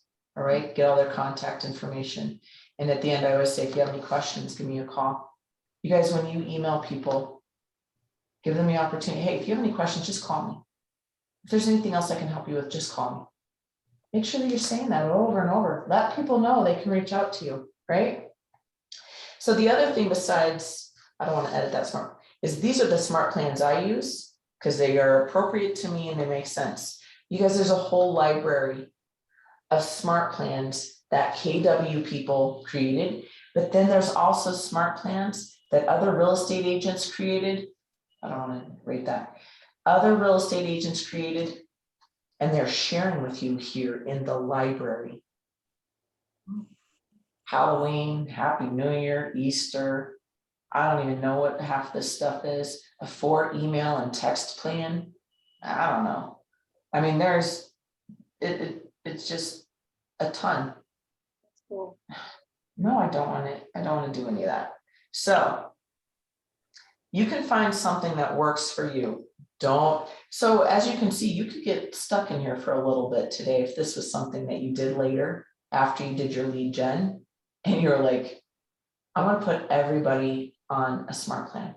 The easiest smart plan to put everyone on is a birthday one. The second easiest one to put everybody on is this one.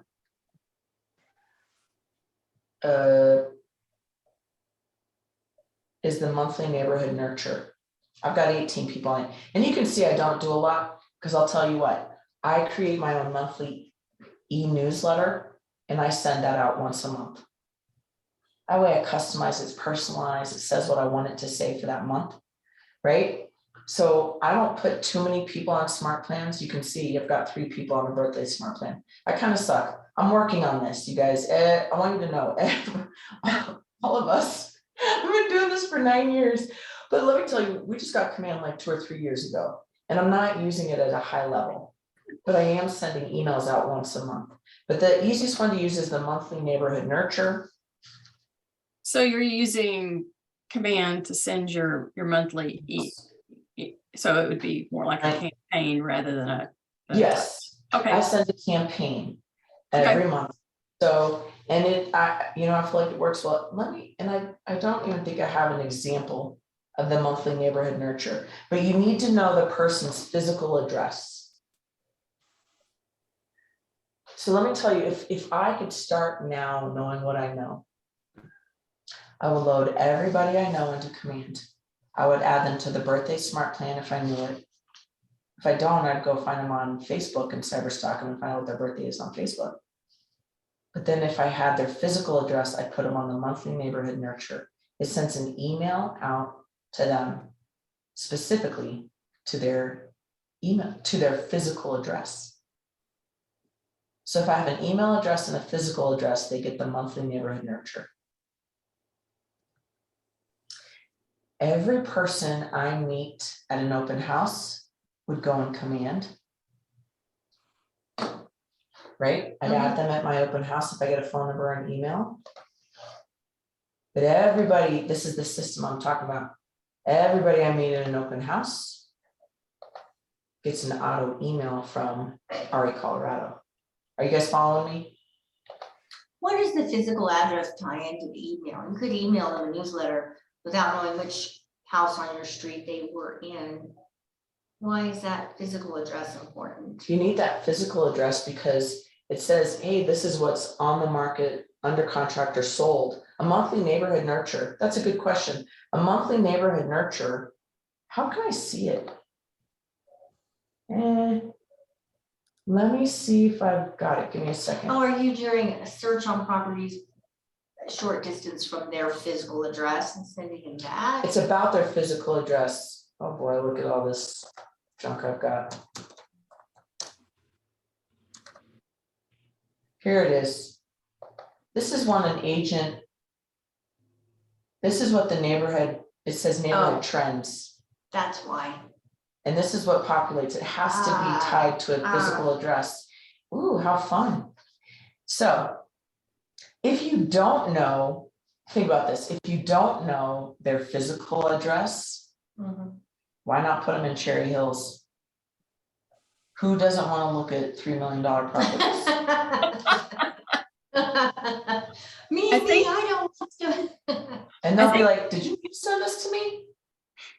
Well, yeah, I don't have your physical address, but I thought you might think this is fun to look at these kinds of houses. And they might laugh, or they might unsubscribe, I don't know. Some of So the this is why- suggestions that I was told over the weekend when I didn't collect addresses was to put them in the neighborhood nurture and use the address of the open house and then add the neighborhoods around it. Oh, Which that's I a good idea. might Now, not be it. that's what I'm saying. So people I know, I put on the monthly neighborhood nurture, or that's what I would do. People that I meet in an open house, I'm gonna do a search for. So if they gave me their email address, I'm gonna change this. Is this all Sharon? Yep. And so I just had a listing on well, I still have it. So.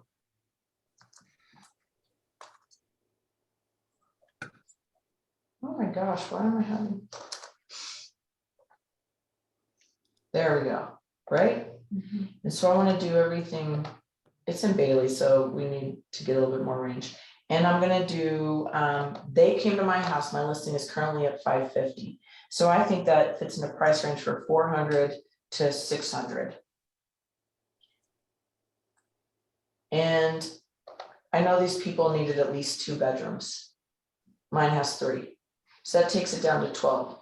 I'm gonna click those results, so it's a mile around Bailey, but you could also just do Bailey because you know they loved Bailey. And I could clear my map. Well, 37 is too many. So let's go 450 to 600. 31 still too many.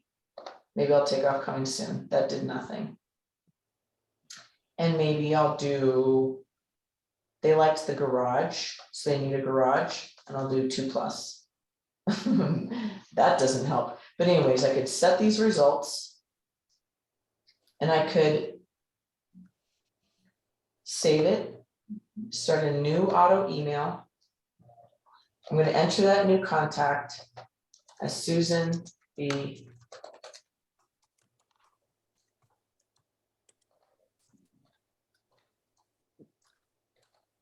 Right? And I save it. She's entered as my new contact. And I'm going to say,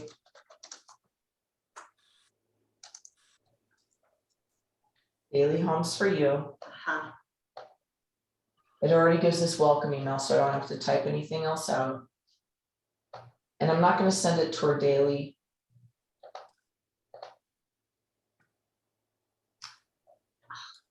And I'm going to set her up on a search. And I'm going to tell you why I do this with open house or leads. It's because I had a buyer who ended up buying a house in Evergreen. They let me sell their house in Monument. And then they referred their son to me to buy his first condo. All I did was I had this Facebook lead. And all I had was the email address, but it was about a particular property. So I just did the search around that particular property at that kind of price point. And I just let it roll. And I would check my MLS every day, right? So you go to your home and you check and you see who your recent portal visitors are. Obviously, I have a couple searches set up to myself so I can track certain things and it sends it to an email, but I can see the Barnes, they just checked yesterday.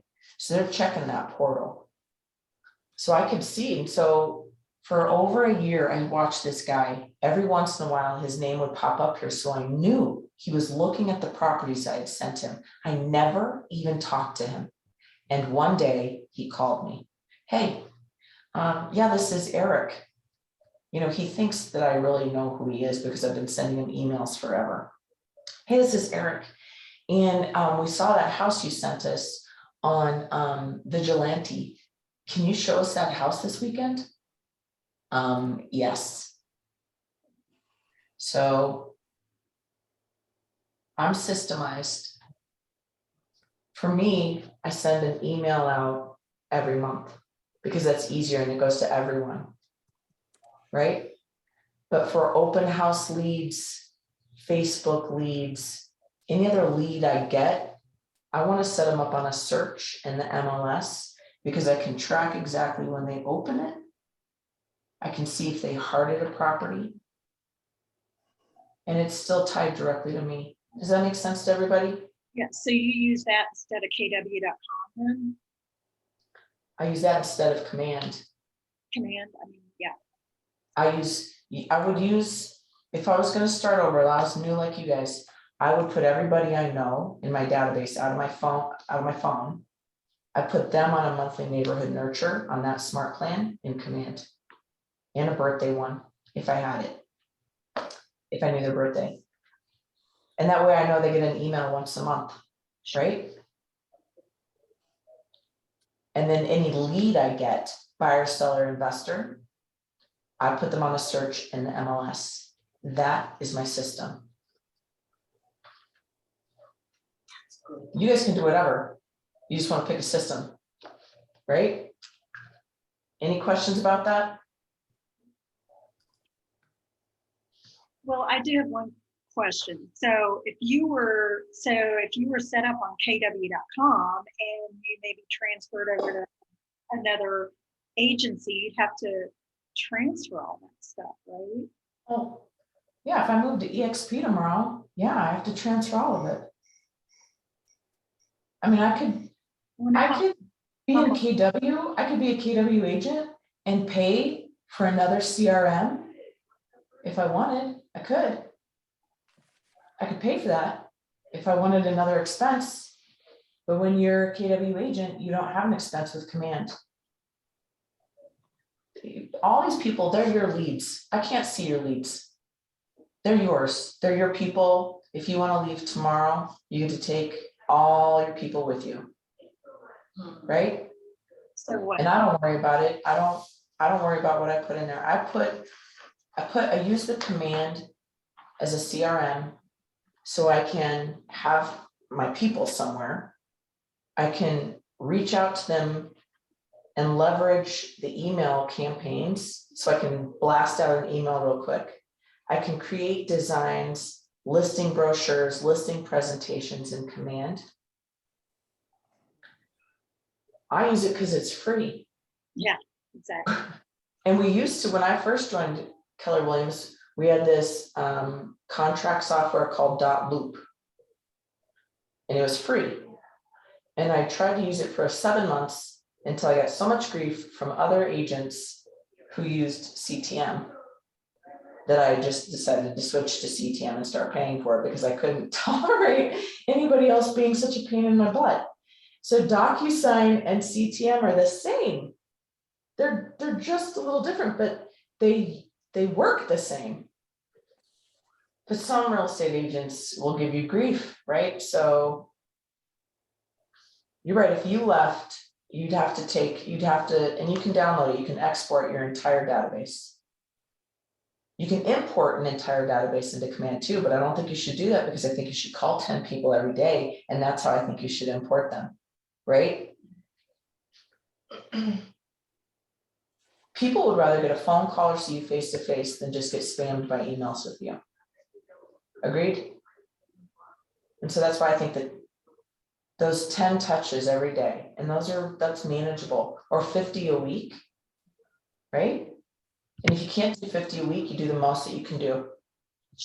You have a minimum, no matter what, you do 15 a week, right? You have a bare minimum. You don't get behind, right? Because you know what's gonna really grind you is you're taking forever to get through your phone call database, and someone with the last name of Williams, who's like one of your good friends, they decided to list their house because you were taking 6 months to call through your phone to tell people you were in real estate and they didn't know, and you're a secret agent. You're gonna be pissed at yourself, right?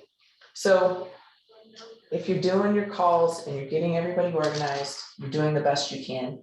If you try to get information and ask people good questions to see whether they're real buyers or sellers, you're doing the best you can. If you ask for an appointment and they still say no, well, you've done the best you can. If you get the appointment and they decide to list with someone else, but you did the best you can, right? And so I know you're all in different situations. Some of you still have like full-time jobs that you still do, and or you're caretakers, you got other things. So figure out what your time actually looks like in real estate. Are you dedicated 40 hours? Are you dedicated 20 hours? Are you dedicated 10 hours? If you're dedicated 10 hours, half of that is to lead gen and half of that is to training and education as a new agent. Once you get to be old like me, you spend a tenth, two tenths of your time on training, education, mastermind, stuff like that. Right? When I drive in my car, I listen to podcasts and audiobooks. That's my training, education. The rest of the time is almost more than 50% of my time is always dedicated to lead gen.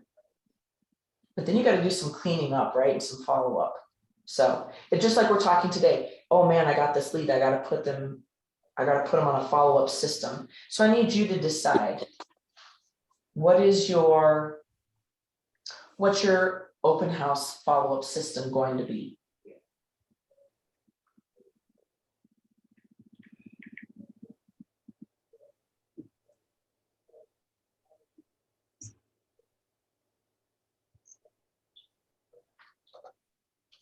Anybody want to share? Or do you already have a system for open house follow-up?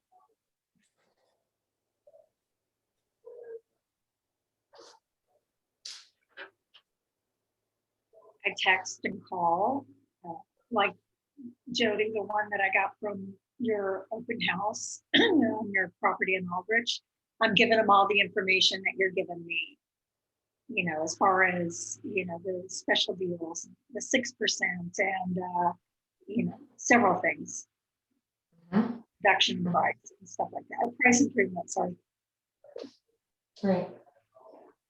Right. And so what if you go to a chamber event or a networking event? And you meet some people there, what will your follow-up system be? Right, that'll look a little different, right? But you still want to add people to your database. I'd call them and ask them if we could have coffee or something. I like that, right? Hey, I'd like to get to know more a little bit about you, about your business. Love to meet you for coffee, right? Yeah. But you can also do that. I mean, so coffees can get expensive and you're like, oh my gosh, all I do is drink coffee all day. This is gonna work, right? Or you could go to lunch, but you can't go to lunch every day. And, you know, Creekside Cellars and Evergreen would be fabulous. But so, hey, you know what? I'd love to just talk to you if it's okay if we catch up, and I'd love to, you know, kind of pick your brain about your business or that charity you're in or whatever it is, and kind of get to know a little bit more about it. you know, if you're really genuinely interested. And say, you know, can we do, you know, I'd love to talk to you. Can I call you on Thursday at, you know, 12 o'clock or whatever, right? All right, bye. So we want to come up with some systems. The cool thing is you get to choose. The tough thing is yeah, you get to choose. And no one's really gonna hold you accountable except for you. But if you start off with a good habit now and develop those systems now, it gets so much easier later. Trust me, I didn't have any systems for 2 years. I have no idea what I was doing besides wasting time. So come up with a system. All right. Any questions about how you could use Command Smart Plans to do follow-up for you, or how you could use RE Colorado? Right, so the more people you set up on RE Colorado auto emails, the better response you're going to have and more conversations you're going to have about your business. So if you've got a best friend that you can practice with, say, hey, I'd love to set you up on a search. It's about your neighborhood. I just want to get a little feedback from you and I want to make sure that it goes through okay. Is that all right if I set you up on a search? Right? So set that up, get that good practice. And then if you see that they never click in and they never open it, then you're going to call them. Hey, remember you said I could send you that thing. Well, can you open it? I mean, this is your best friend, remember? So you're like, dude, can you open it? And if you like it, probably can you click on it or something so I can see we have this interactive platform and I want to kind of see how it works, right? So you can also do that with CMAs, right? Hey, you're my best friend. I'm trying to grow my business and I'd like to get better. Can I just do a CMA on your house? You know, I've already been to your house, so I don't need to see it, but can I present it to you? Right? If you want to present a CMA to someone else in the coaching group, you can do that. If you want to send your CMA to your coach, she'll look at it, right? If you want to look at other people's CMAs, just Google it. Other real estate agents love to share what they're doing. Okay. And that'd be good follow-up too. Anybody that comes to an open house or any leads you get. Great. Well, you mentioned that you're thinking about buying, so that must mean you're thinking about selling. I'd love to do a free CMA on your property. What's a good time for me to come over? On Thursday at 6 or Saturday at 10? When you're driving in your car, I hope you talk to yourself and you practice some of these things that you might say to people. Everybody else that's driving, they think that you're on the phone, right? We've talked about this before. Okay, so let's jump back into this. Any questions?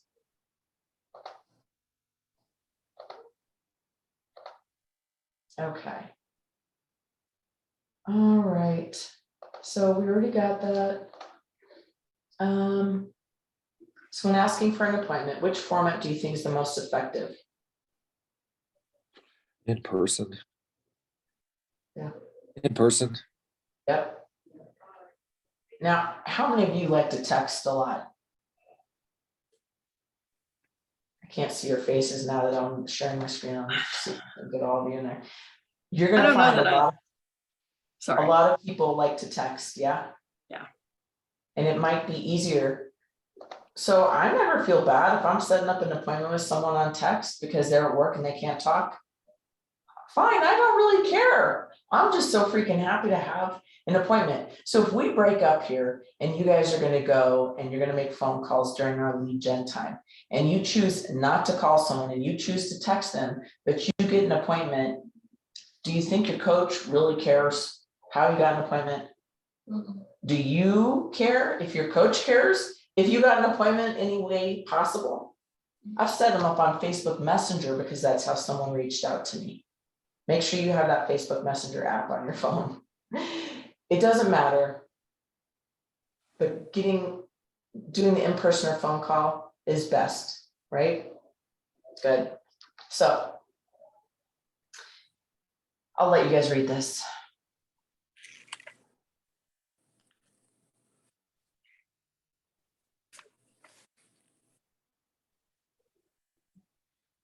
Mhm.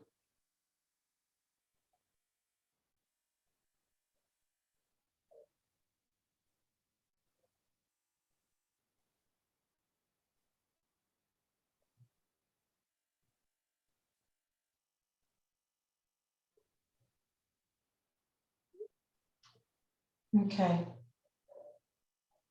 So any questions? Does this make sense? We're not making anybody do anything they don't want to do. So we're gonna cruise on to the next part, because we got 19 minutes before I want us to get moving into a break and making phone calls. So improving your conversion rate. So in your first year, man, you're just doing your best, right? After you've had a full year of real estate, you're gonna evaluate. Where did most of my leads come from? Or actually, you're gonna go, where did all of my closings come from? Referral, my neighbor, my best friend, a girl at the chamber, my last job, right? So you need to track where all of your business came from. All your leads that are in your pipeline or your hot sheet, you also want to know where did they come from? Because that's going to give you the source of where maybe you have a strong, where are you best at? Are you best with your sphere? Are you best with calling FISBOs? Are you best with whatever? You need to know your strengths. And that's how you're going to improve your conversion rate.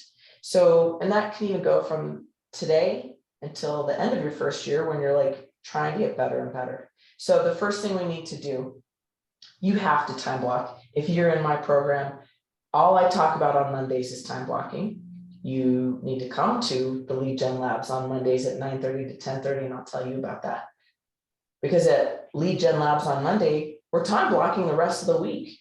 You know, I got this doctor's appointment there, but I also, I'm going to attend masterminds. I'm going to attend Ignite. This is all written into my calendar, right? So Yeah. would you consider allowing another, someone else to join one of your meetings? Oh, yeah. Lead Gen? Yep. In fact, my Lead Gen Labs is open to my whole office, and yeah, you're more than welcome. And I got a girl down in Castle Rock that I invite. She comes every once in a while when she can to Mondays, because I like to plan out the whole week. Yeah. On Mondays. And then I look and say, well, do I really have anything planned in this week that is, do I have Lead Gen planned in at all? And if I don't, I have to schedule it. But it has to work around my life, right? That's why we got into real estate, because we thought we're going to have freedom of our schedule. You still got to have a job, like you still got to time block your work in there. So like you still got to work, right? So you're more than welcome. If you want, reach out to me and I'll share the Zoom link for my Lead Gen Labs. Okay. Thank you. So improving our conversion rate starts with time blocking. If it's in your calendar, you got to do it. But if it's not in your calendar, I don't know how in the heck you're going to remember, because someday you're going to be real busy. And if you don't time block it, you're going to forget clients, you're going to forget appointments, right? So then we're going to use systems and conversations. We just talked about the systems we're going to use. We're going to use smart plans. We're going to send out an email every month. We're going to do script practice. We're going to write good questions. Every day we're going to write 10 seller questions and 10 buyer questions. The third thing is connecting with your whole database.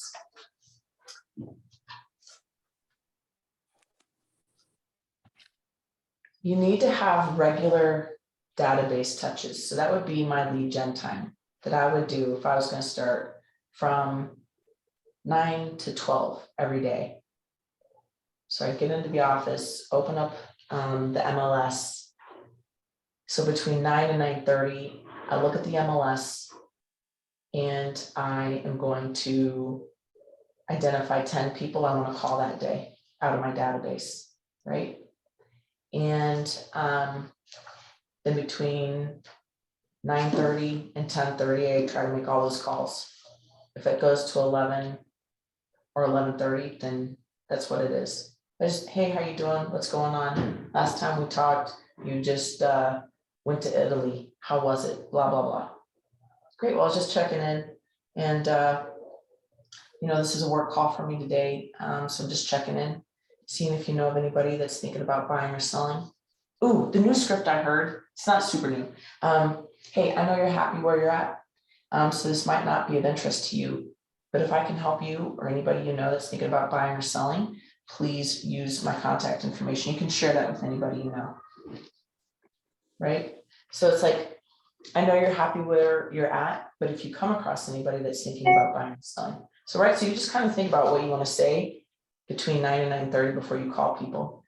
Make your calls, and then the last half hour or 45 minutes, I'll go into command and I'll clean it up with those 10 people that I spoke to. And so you're right. I'm probably only going to make calls to people once or twice a year, if I'm honest, for me. I do so much face-to-face because that's the way I choose to do most of my lead gen. I talk to people at Jazzercise, I talk to people at soccer, I talk to people at the grocery store, I talk to people at the chamber meeting and at the bar I go to once a week and try to see people. I consider my life outside the office my lead gen time. Does that make sense to you guys? So you get to do your business however you choose. I'd rather do mine face to face. So I really probably only call my database once or twice a year. The leads that we get, we need to work on at a different time. So if you do lead gen from 9 to 11 or 9 to 12, then you might want to focus highly that next half hour. What do I need to do with any leads I have? Do I need to set up showings for anybody in particular? What's the next step in the process for me to work with the seller who said they were going to be ready mid-October? What do I need to do with them today? Do I need to send any houses? Do I need to set up a new search? Do I need to follow up with Bob? He hasn't checked on his search in like 3 weeks. So maybe I need to call him. So you have lead gen time, which is just working through your database. And then you have like lead follow-up time, or if you have an active transaction going on, right? They're two separate things. The connecting with your whole database and prioritizing your qualified leads. Does that make sense? So Mondays, you could change it. Mondays, you just freaking get organized. Mondays, I do lead gen labs. I get my social media posts ready for the week. And I preview 10 homes on the MLS. Tuesday, I do lead. Oh, on Mondays, you also do any follow-up with anybody that came to an open house. Tuesdays, you could say from 9 to 1, I'm just going to call people. I'm calling people, checking in, or I'm calling people about my event of the month. My event this month is my breast cancer fundraiser. So I want to make sure that I'm working on that, and I just call people around that. Wednesdays, you could do training. Thursdays, you could do follow-up and setting up any showings, open houses, and anything for the weekend. Friday, you could go have a coffee and a lunch appointment. I mean, you could set up your time blocking and lead. You could set it up any way you want. Say you're a hairdresser and you work Tuesdays, Thursdays at the salon. So Monday, Wednesday, Friday, Saturday, you have specific things you do. You guys get to create something that really works for you. As long as you're doing these 4 things every week, you're pretty good. Does that make sense?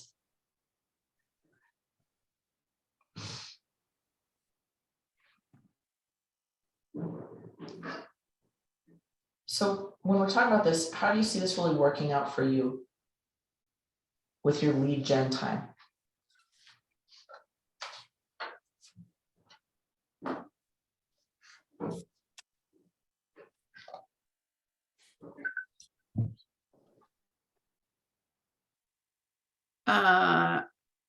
I'm in the process right now of really learning to do time blocking. And right now I have a laundry list of items that I've got to get organized into these blocks. Yeah. I will say that being in Ignite, it kind of, it condenses that down really tightly, right? And I definitely appreciate your point. It's like, look, we're blocking time for you in these classes to make calls, so you don't miss this time. Yeah. So, I think one of the big things is learning to do the follow-up on that command. And I think you've given us a lot of good ideas there. Because if you don't capture that data, you're gonna forget it, right? Oh, yeah. Mhm. So, It's so true. Like you have to be so systemized that yeah, you do that open house, and once if you do that open house and you use Curb Hero, or you use, there's something also in Command, and you're gonna have to talk to Chris Ward, he's the tech guy. There's something that you could do that uses a QR code, I think, that could put that person automatically into Command contacts. yes, Talk to Chris. But when you finish the open house, we gotta lock up the house, and then you gotta go pick up your signs. And then hopefully you didn't schedule some party or event right after you do that. But when will you take that sheet of paper, if you got an open house sheet, when will you take that and do that information? And for me, I gotta follow up with that information on Monday. That's what Monday's for. yes, But I know that for myself. You're right, like trying to remember every step, you're never going to. it's and oh my gosh, when I started, the guy that my team leader was like, it only takes 5 minutes to do that. Hey, you can do that in 5 minutes. Hey, nothing freaking takes 5 minutes. No, It takes the whole day. I don't know why, right? So give yourself some grace. And you're just gonna do the best you can. I mean, I think I've said that 20 times already. You're just gonna do the best you can. And that's a question for you to ask yourself.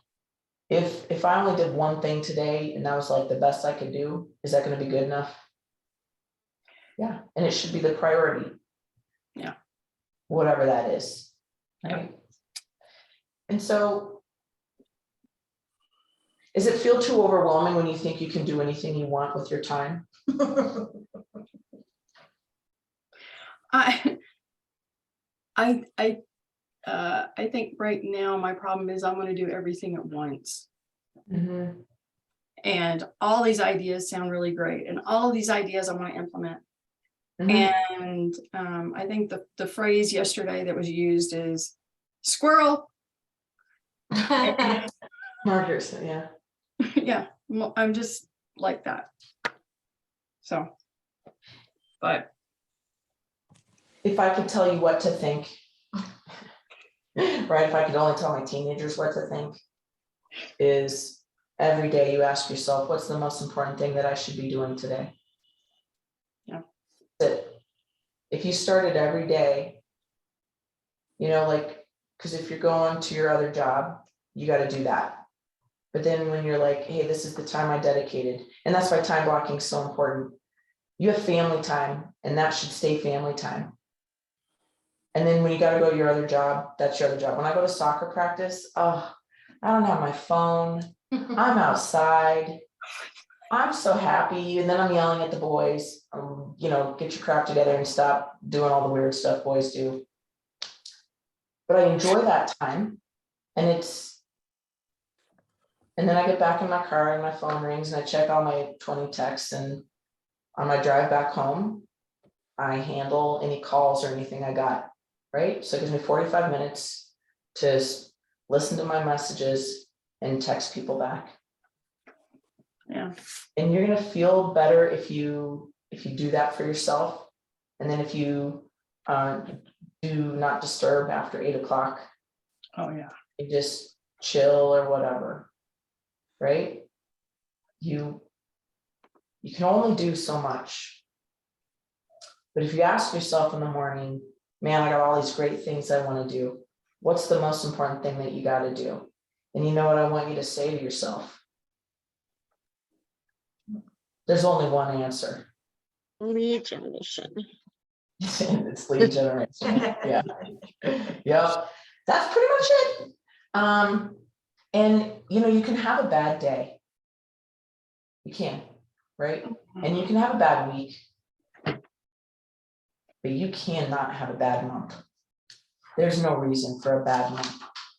Unless you live in Florida, Well, yeah. right? I mean, I was just a world away. That's not us. And you're gonna have crap happen all the time. Flat tires, sick kids, sick parents, doctor's appointments, all kinds of crap, right? And you can give yourself grace on a day, maybe a week. But you have no excuse after a month at all. And so if you have a couple bad days or a couple bad weeks, then you need to plan something big. I'm gonna go door knocking. This is how desperate, right? You need to have some desperation in that. I slept the whole month, but I gotta clean it up now. Say it's the 20th of October. I am going to door knock around a new listing that my coach has. And I'm gonna try to do 4 open houses, Saturday, Sunday, right? The last week. You do that, I can't even tell you how good you're gonna feel about yourself. You may have blown it the first 2 weeks, but you gotta pick it up, right? And the reason I see agents fail is because they give up. And it's ironic because in your first year, that you gotta go balls to the wall your first year. You gotta give it 100%. You just spent money and took that ridiculous test. You have got to just give real estate 1 year of 100%, right? And 100% is not being perfect. It's doing the best you can. So if you can ask yourself in the morning, you know what? What's the number one thing I gotta do? And at the end of the day, you're gonna say, did I do the best I could today with the rest of my life that's going on? Yeah. And then you can feel satisfied with the work you've done, right? So, and it's gonna get better and better. You guys, Ignite's only 6 weeks, right? So you're gonna be done with this and then you'll have your whole time left. You can do whatever you want. So, any last ahas or insightful things that you're gonna apply to your business that we talked about today? I like the idea Yeah, of putting the contacts into RE Colorado versus Command. That makes a lot of sense. Yeah, they go in both, but you set up that Oh. search, right? Yeah. They go in both. Because that's what people want to talk to you about. If they gave you that email, they want to look at houses. Right. So give them what they want. They don't want an email from you, really. Good. So Diana, how many people do you have set up on an auto email in MLS right now? None. Okay, so it's October 5th. Mhm. I'd love for you to have at least 5 people set up this month, Okay. right? Anybody that ever said they want to buy or sell to you, set them up. Any of your family or friends, just set people up. And that'll get you in a good habit, and then you'll be like, I want to do more. And Jody, does it go without saying that we should add every contact we get from an open house into that? Yeah. Gotcha. Yeah. And either they'll stop it because they don't want it, and then you can follow up. Hey, I saw that you unsubscribed, and so didn't mean to bother you, but I thought, since you're coming to the open houses, I thought you might be curious. And so that's why I set you up on that. And so, it's absolutely fine, because once somebody unsubscribes from the MLS, you cannot add that. You cannot add that back again. They've unsubscribed from your MLS. So there's a certain thing that has to happen for them to be back added. It's kind of a pain in the ass. But if they want to be, if you can still email them through Command or your Gmail, then that would be great if you can still foster that relationship. But you don't want to burn the bridge, so I guess. as far as loading into MLS. Since if they unsubscribe, we kind of lost them. Right, you know, but maybe I never had them anyways. And so people don't wanna work with me, it's okay if they're gonna bug out, or give me a fake email, or unsubscribe, and that's okay. And I guess on the flip side, if they are using it, you know, you've got somebody on the hook possibly. Because they're actually interacting and are potential. you know, I'm like that crazy gambler, like. I won once with somebody that I put on that MLS search, and I'm like, I'll try it again and see if I can't get another good one to roll through there, right? Like, and for years, I never had any open house success. Sucked. And so I've been doing this open house on this listing for probably, again, 7-8 weeks, I don't know. And these people came through and they're like, hey, we just go to open houses. So we just chatted. They lived in the area, and I probably told you guys this story, but they were like, yeah, you know, we're happy, we live in Pine. And I was like, I live in Pine too, blah, blah, blah. And so we just were talking for like 15-20 minutes, just totally casual and cool. They called me Monday during Lead Gen Labs. I didn't answer my phone because I was in Lead Gen Labs, but I was like, who's that? And they're like, hey, we saw a house on Sunday that we liked, and we'd love for you to write an offer for us on. Yeah, so silver platter delivered to you. Yes, I mean, but this guy was smart. He's like, I basically know that I'm just giving this to you, and we need to sell our house to buy this. So it's a 2 transaction thing, just because we met you. He goes, so I said, well, why are you offering this to me? And he said, well, because you live in the area and you're familiar with these properties. And I was like, great. And he goes, but I don't want to pay you the full commission. He's like, I'll give you the commission on this, but I want like a $5,000 rebate on the buy. I met them once, I never showed them a house. Okay, I said, all right, why not, right? So you gotta think about, you get to negotiate anything. And yeah, I had that one time.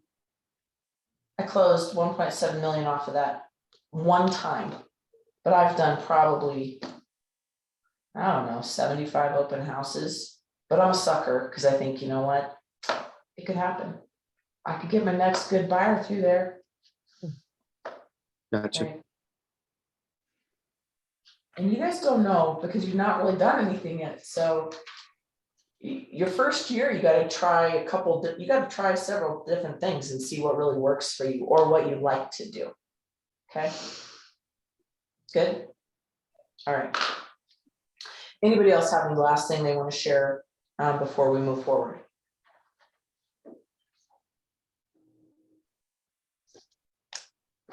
Okay. All right. So let's take a quick look at what I should be talking about with you.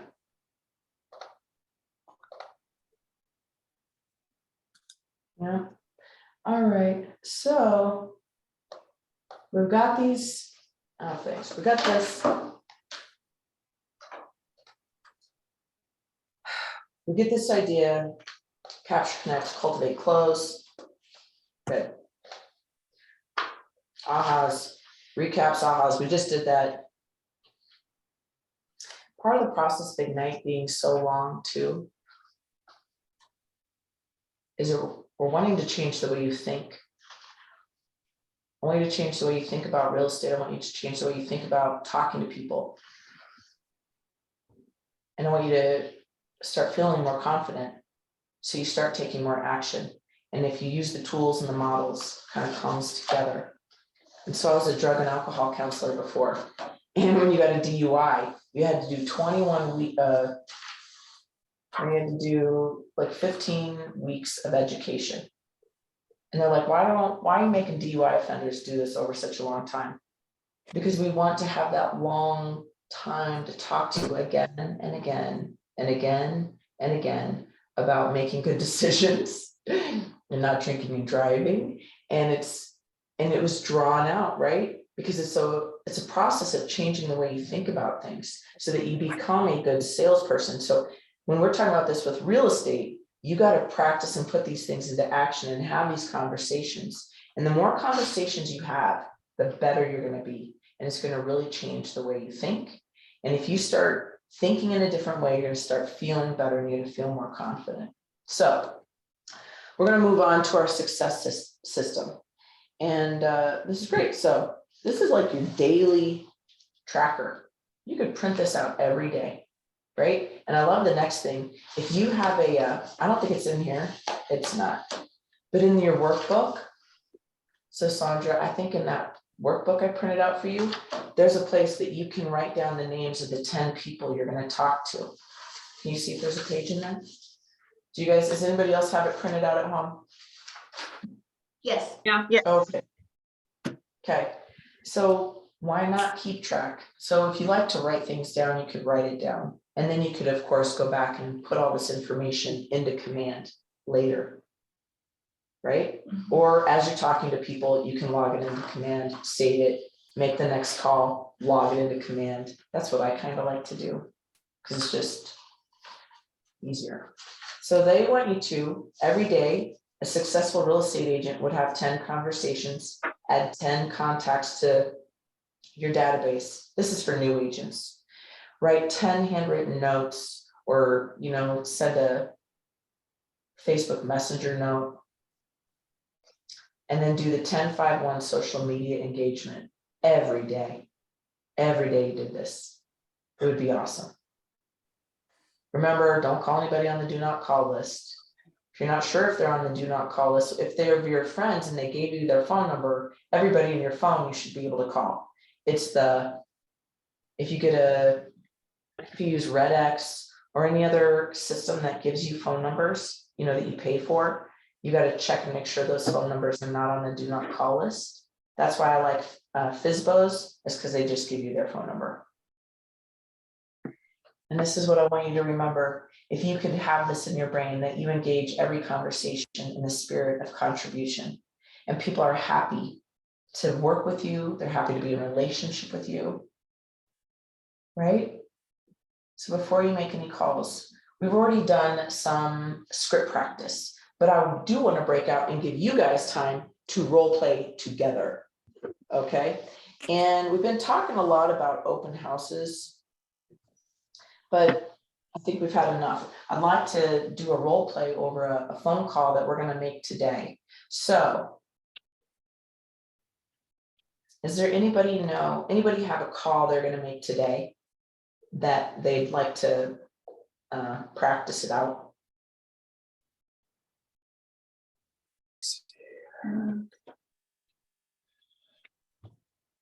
Most of mine are just care calls today. So Care calls.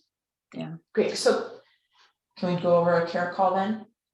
Just a practice one between you and who wants to practice with Diane to do this little role play? And You do? yeah, I'll do it. Great. So let's just do a short little call. And Diane, why don't you start? Okay. Ring, ring. Hey there, how are you? Hey, Diana, how are you doing? It's been a while since we've talked. How's Yeah. it going? It's been good. I've been busy. I've been traveling, got stuff going on at the house, so super busy. Oh yes, you're doing that renovation. How's the renovation going? It's moving along. I've still got the floors to install, and right now my contractor is building a bar for me, so it's Oh, moving right along. very nice, nice. And I know you just got back from the bridal shower, right? Yeah. How Mhm. did that go?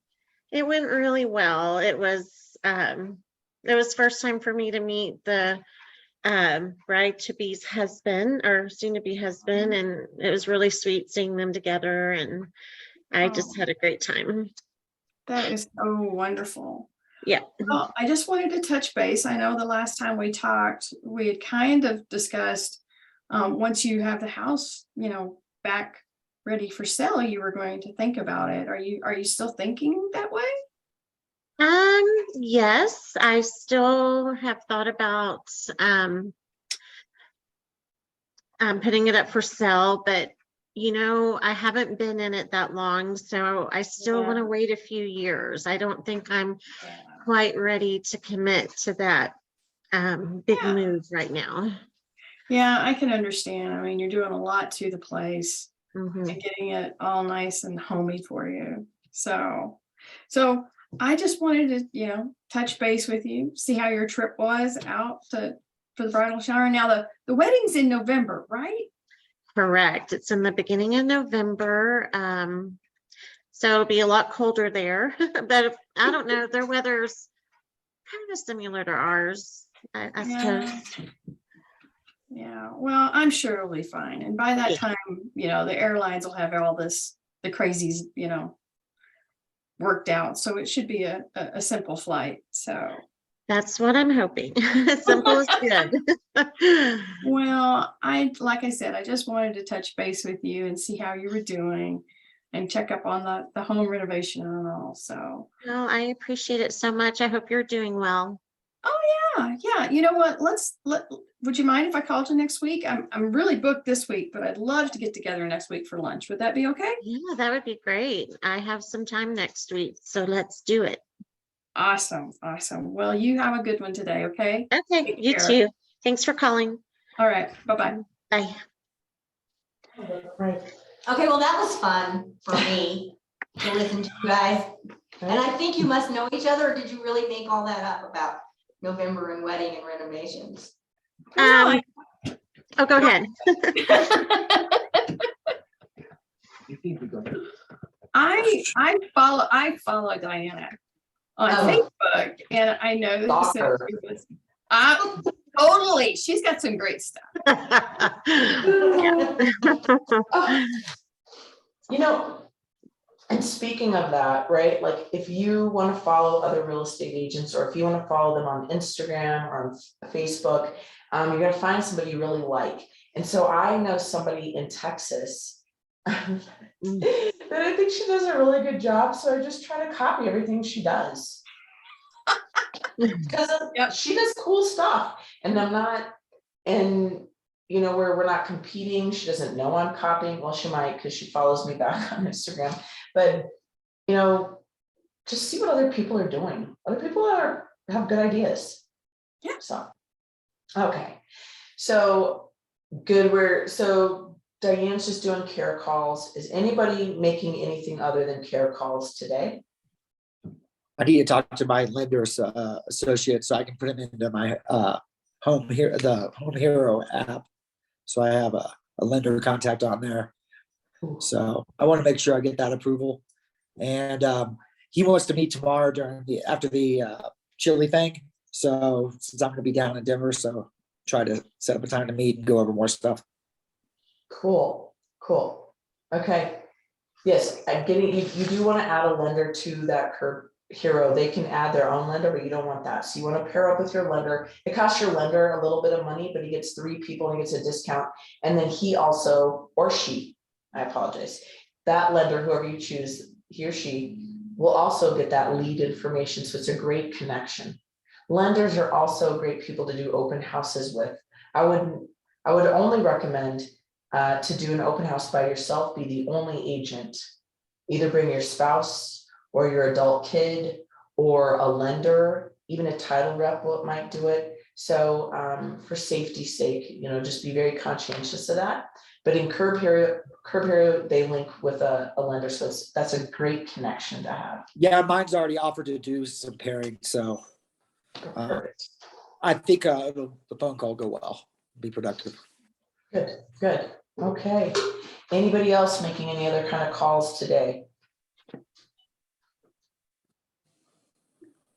Okay.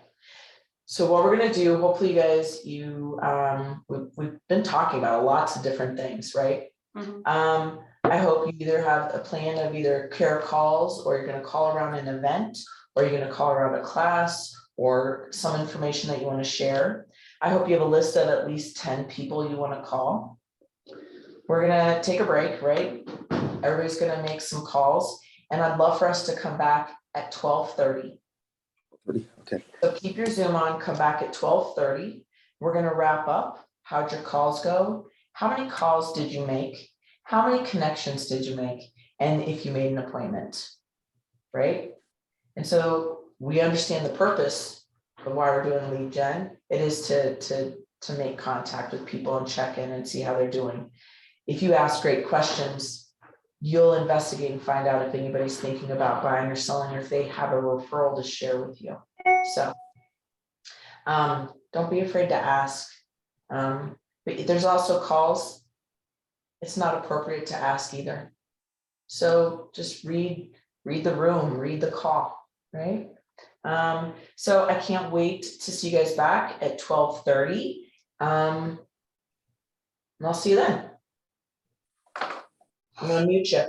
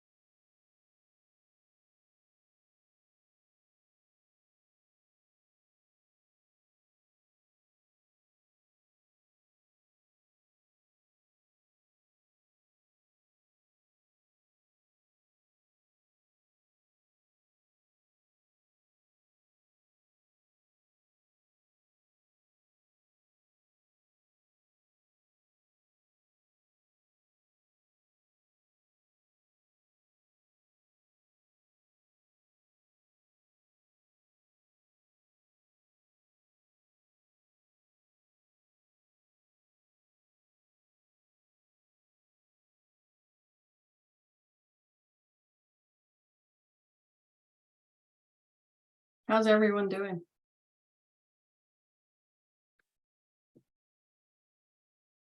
Okay.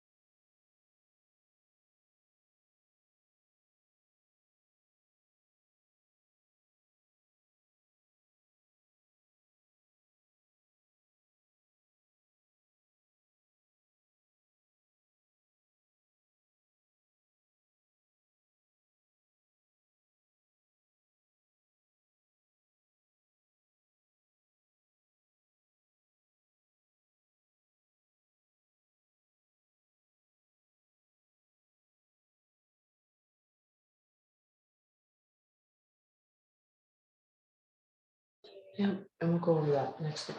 All right, I hope you guys are doing good. If you can hear me, that's fantastic. We're still making calls. We got 20 more minutes to make calls and just make contact with people. So 20 more minutes, and I'll see you in a little bit.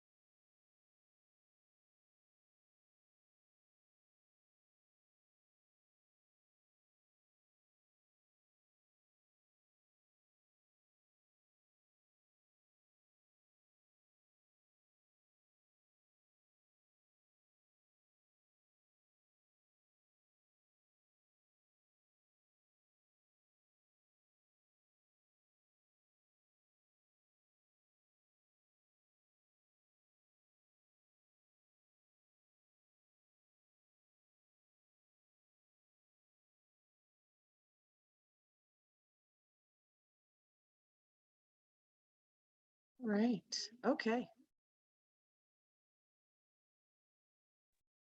There we go. All right, if you guys are ready, I'm ready to roll. Go. And let me see if I see. All right, can you guys hear me okay now before I did that weird thing with the volume?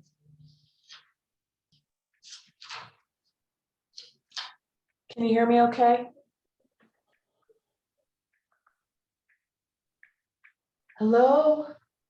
Is Yep. it me? Okay, good.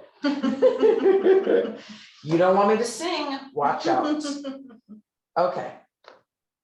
Alrighty, well, let's do a little roll call and see how it went. So let's get some calls. How many calls did you make or did you get? I just got a call during this. So how many calls did you make during that hour and 13 minutes? 4. Okay, and Diana? I talked to one person and left a couple of voicemails, and I texted with somebody. Back and forth text? No, I haven't received any backs yet. Okay. Mark, did you make any contact? Yes, in I did. those? How many contacts did you make? 4. All 4? Yeah. Okay. And I made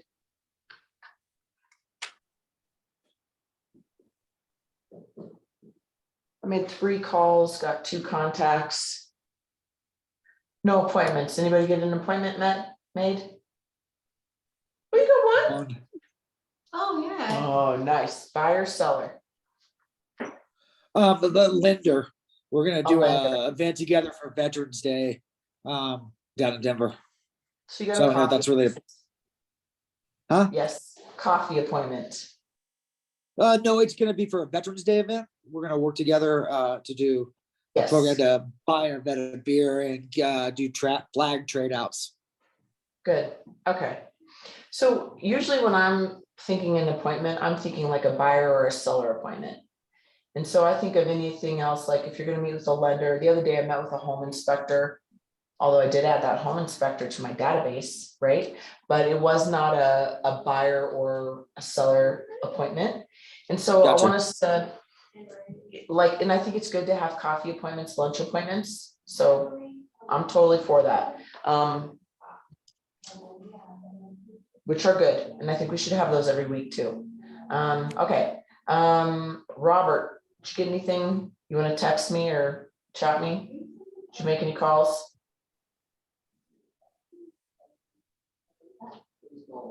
And we see Diane stepped away.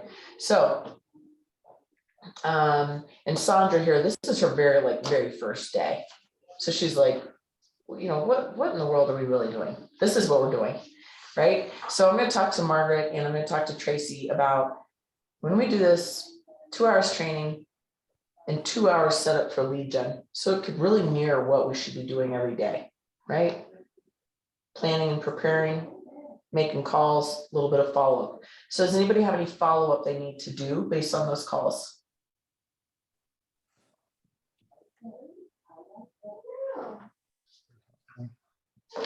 Okay, so if you do, right, it needs to be time blocked somewhere, right? Like, and people, sometimes people have, I need to hop off to, okay, all right, bye. Sometimes people have to, they write like to-do lists, but why not put it right in your day planner, right? So everything I do, I write in there, send an email, sending my monthly email, I just write into my calendar. I have time block time for it and I'll actually do it, right? If you're gonna go to a chamber meeting, if you're gonna go to coffee talk, or what do you guys, Mark, what do you have at Avenues? Is it coffee talk or what's your kind of masterminding thing you have once a week? Coffee talk with Bob on Monday mornings, 8:30 to 10. Okay, great, right? So that goes, that's in my calendar every day. In fact, that Coffee Talk, our masterminds, is probably one of the most valuable things we do here at our office.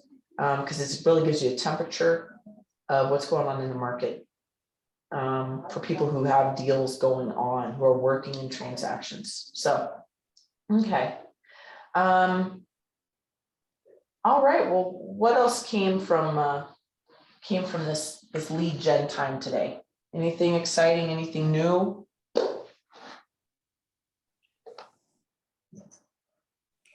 I used the time as the perfect excuse to call my Florida contacts to see how they weathered the hurricane. We talked to one who's a retired real estate agent who said I should be happy I'm out in Florida right now as a realtor. Okay. I mean, they have a whole, I mean, it just changes your whole world, right? The cleanup, the rebuilding, the displacement, it's no different than what happened with the fires in Superior was that last year for us? Was that 2 years ago? It was last year. It was 21? New Year's Eve 21. Oh gosh, yeah, I can barely even remember. That's right. So it really changes how things are gonna happen, right? And you know, it's so funny because my business is built around events, and I had this great plan. I had this huge, great plan. And then 2020 came and killed every event. So you have to really be able to adjust. Sorry, let me grab my door. So you want to think about what's going to work for, you're fine. You got to be able to adjust. And it doesn't matter what job you have, right? Even if you had a 9-to-5 job and your boss said, hey, I need you to add this on to your list of tasks and responsibilities. You do it, right? We're moving buildings. You move, you get a new boss, you adjust. So, you know, in real estate, we're really kind of adjusting all the time because the market changes, our people change. You work in different areas and locations. And so as new agents, well, where would you say you would really like to work? So if you want to tell me some areas where you'd really like to work, if you get to choose locations, what cities would you like to work in? I'm Summit County, Lake County, and Park County. Summit Park, and what was the third one? Lake and Park, or for the Summit Association of Realtors, we get those 3 counties. Right.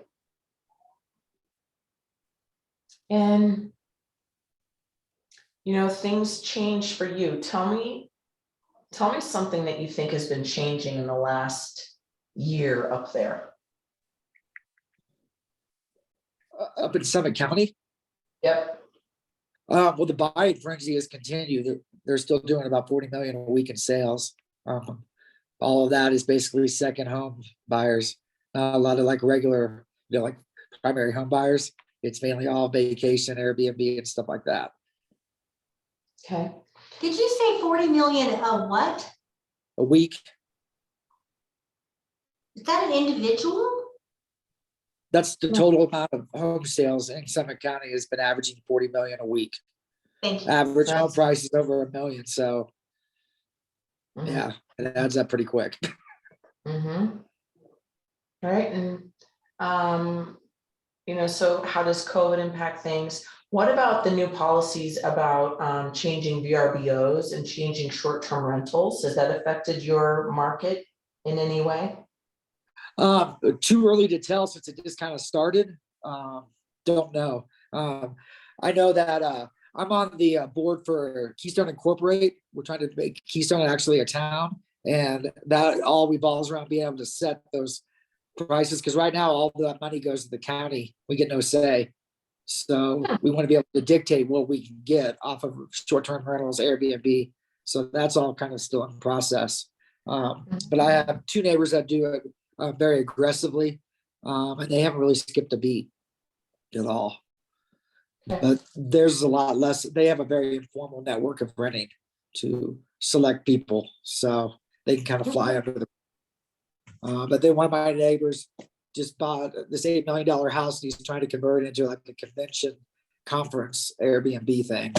So, which will be obnoxious for the neighborhood, but we've had that before in the past. That house was used for that purpose. So we'll see what happens. Right. So, right, we got all these interesting things that are going to come up in our business because it's real estate and we can do commercial as well. So that's interesting. And, it's just the market changes, things that are trending or fad, is interesting. Nobody used to do Airbnb.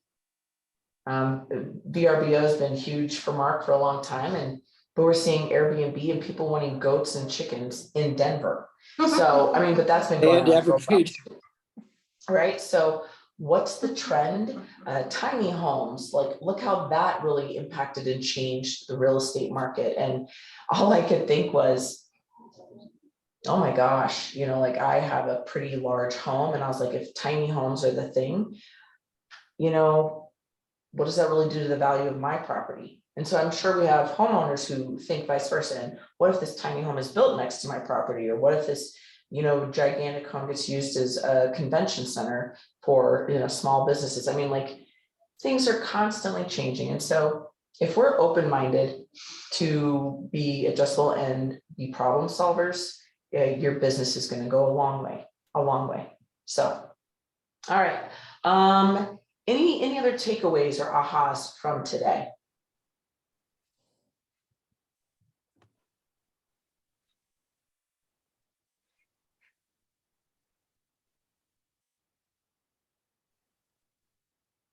Is there anything that you're going to implement in the next week that we talked about? I've already implemented the Curb Hero, got that set up. And then when I meet with my banking vendor tomorrow, I want to talk to him about 1031s because that seems really applicable for people who are trying to buy houses up here. When I was with Redfin, I showed tons of condos up here, basically Bay Area people wanting a place that they could use for 2 or 3 weeks and then have a revenue stream to pay for the mortgage. So that's pretty common up here.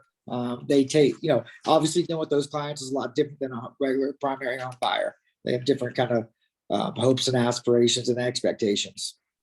And I think that's very purposeful, Mark. When you think about the market and the people that you want to talk to and the people you want to work with, what do they care about? What do they want to know about? And so what should you know about, right? And so we're not going to know everything about everything. So we got to pick some things that are really of interest to us that we think are relevant to the clients we want to work with. And so it's something to think about too. The clients that you work with and the clients you want to work with, how do they want to be communicated with? So being very purposeful about. Yeah, that's where my big challenge is. A lot of those people I schedule phone calls with, they don't want to just be called out of the blue. So it's a lot more kind of premeditated. But I also get their undivided attention when I talk to them by making that appointment. Good. Okay. Dan, we're just talking about what are you going to implement from today? What are you going to implement in the next week into your business? Well, I really like that. Oh, No, go ahead, Mark. I really like. I didn't even know about the SMART plan, and that gives me a bunch of ideas on how to put things. I like putting things on cruise control. My previous businesses, it was all about set pars, put it on cruise, and focus on the stuff that was important. That was for running a retail business, pretty essential. So I would like to definitely get that, and it also kind of helps hold you accountable. Kind of like the task does. I mean, every time I pull up command, I see the task, and the whole goal is get those off that list. Yep. I have been a commitment to get my SMART plans up and working. I've got half of them working, half of them not, some of the contacts in, some of them not. I just need to finish the work. So all of that's automated.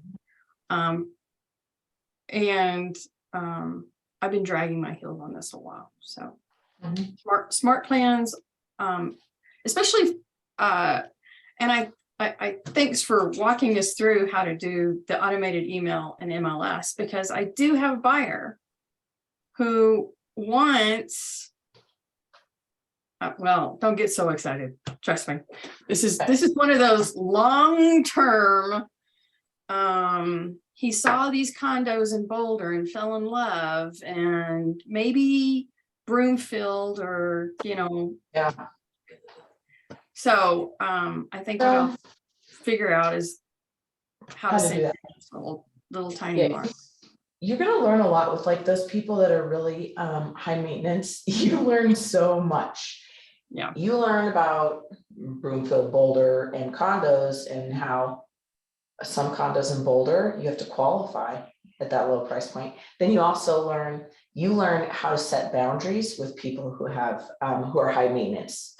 And that's when you really learn how to set boundaries for your business, because they drive you crazy. My husband was so irritated the other night with his clients. And I was like, stop responding to your text. Just stop. Like, it's past 8 o'clock. There's some news to get to tonight. And he was so mad. And I was like, you have full control over this. Just don't respond to her. But he didn't want to hear that. He doesn't like it when I try to coach him at all. Look, But I don't need your coaching. yeah, he's like, I know. And I'm like, do you? I was like, if it's only when people take advantage of us or ornery or whatever, we need to start to establish, this is how I'm going to communicate with you. And I need to turn my phone off or not look at it at a certain point. But it makes you better. It's all good. And people start to see that professionalism in you, where you have boundaries. You're not going to text with someone at 10 o'clock. And unless you're a night person, you probably have nothing good to say. And you should never write a contract I have nothing good to say after 8 o'clock. late at night. Oh, God. Don't write I thought contracts. everyone wrote contracts late at night. Don't do it. It's probably going to be a hot mess. The good thing for you guys is that you have to send all your contracts in your first 2 years to either Margaret or Kevin for review Oh, first good. before you send them out. Oh, Right. good. So, you have some accountability there to make sure you're doing right by your clients. Who's Margaret? Margaret is the coach at, so I'm a coach here. Margaret's a coach at the other office in Arvada, What's her last name? Gade. So you'll see her on Thank you. Tuesdays. Okay. So I need to get you hooked up so you can register for Ignite, so you can just get on Zoom like they are, and you can participate Tuesday, Wednesday, Thursday. But every Wednesday is here, because I Okay. do it. So you and I'll always be here face to face. Yeah, I'd love to come here. All right. So really, it just sounds like you guys are working on getting systemized to where you can leverage systems to work for you, so you can do other things with your life. Yes, that is exactly where I am at the moment. Is I got to get the systems up and working. I got to get the processes up and working. Yep. And What are you doing to the dog? She wants out. She's Oh. restless. She keeps jumping on my lap. Out! God's She can sake! hear you. Don't say that. She knows what that word means. It'd be like if you said TREAT. She Oh, yeah. would snap too. yeah, you don't ever say GO at our house. I mean, that Yeah. makes our dog nuts. We're talking about you. All right. All right. All right, is there anything else that you have questions about, that you wanted to discuss? I'm sure there is. But again, I've got all these ideas swirling in my mind. I got to get them out of my head and organized again. So. Okay, well, tomorrow we're not doing Ignite because we're doing the profit share seminar. So this is what I'm gonna do.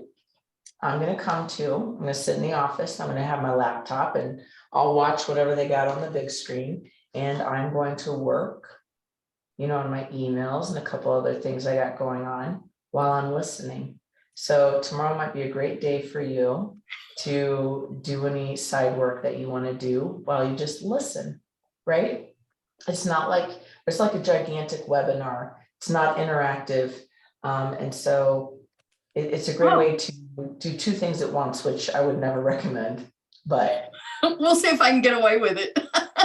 yes. So that means the night classes moved to Friday, is that correct? Yep. So Yes. Friday from 9 to 1, if it works out for you, great. If it doesn't, we understand. All these videos are recorded. Oh gosh, they're all recorded. How long is this video? Who listens to this back? Goodness. All these are recorded on the YouTube channel. I'll send you an email that has a ton more information for you. Thank you. What is Okay. this about Friday night? No, Friday, Friday day. Ignite. Oh, Ignite. Friday okay. Ignite is, so tomorrow we're doing this whole profit share thing. Right. There is no Ignite tomorrow. It got pushed to Friday from 9 to 1. Yeah. And I'll talk to you about that here in a second. Okay. Okay. All right. Right. Thank you so guys, much. Thank you, Dave. And I will. I'll see you next week.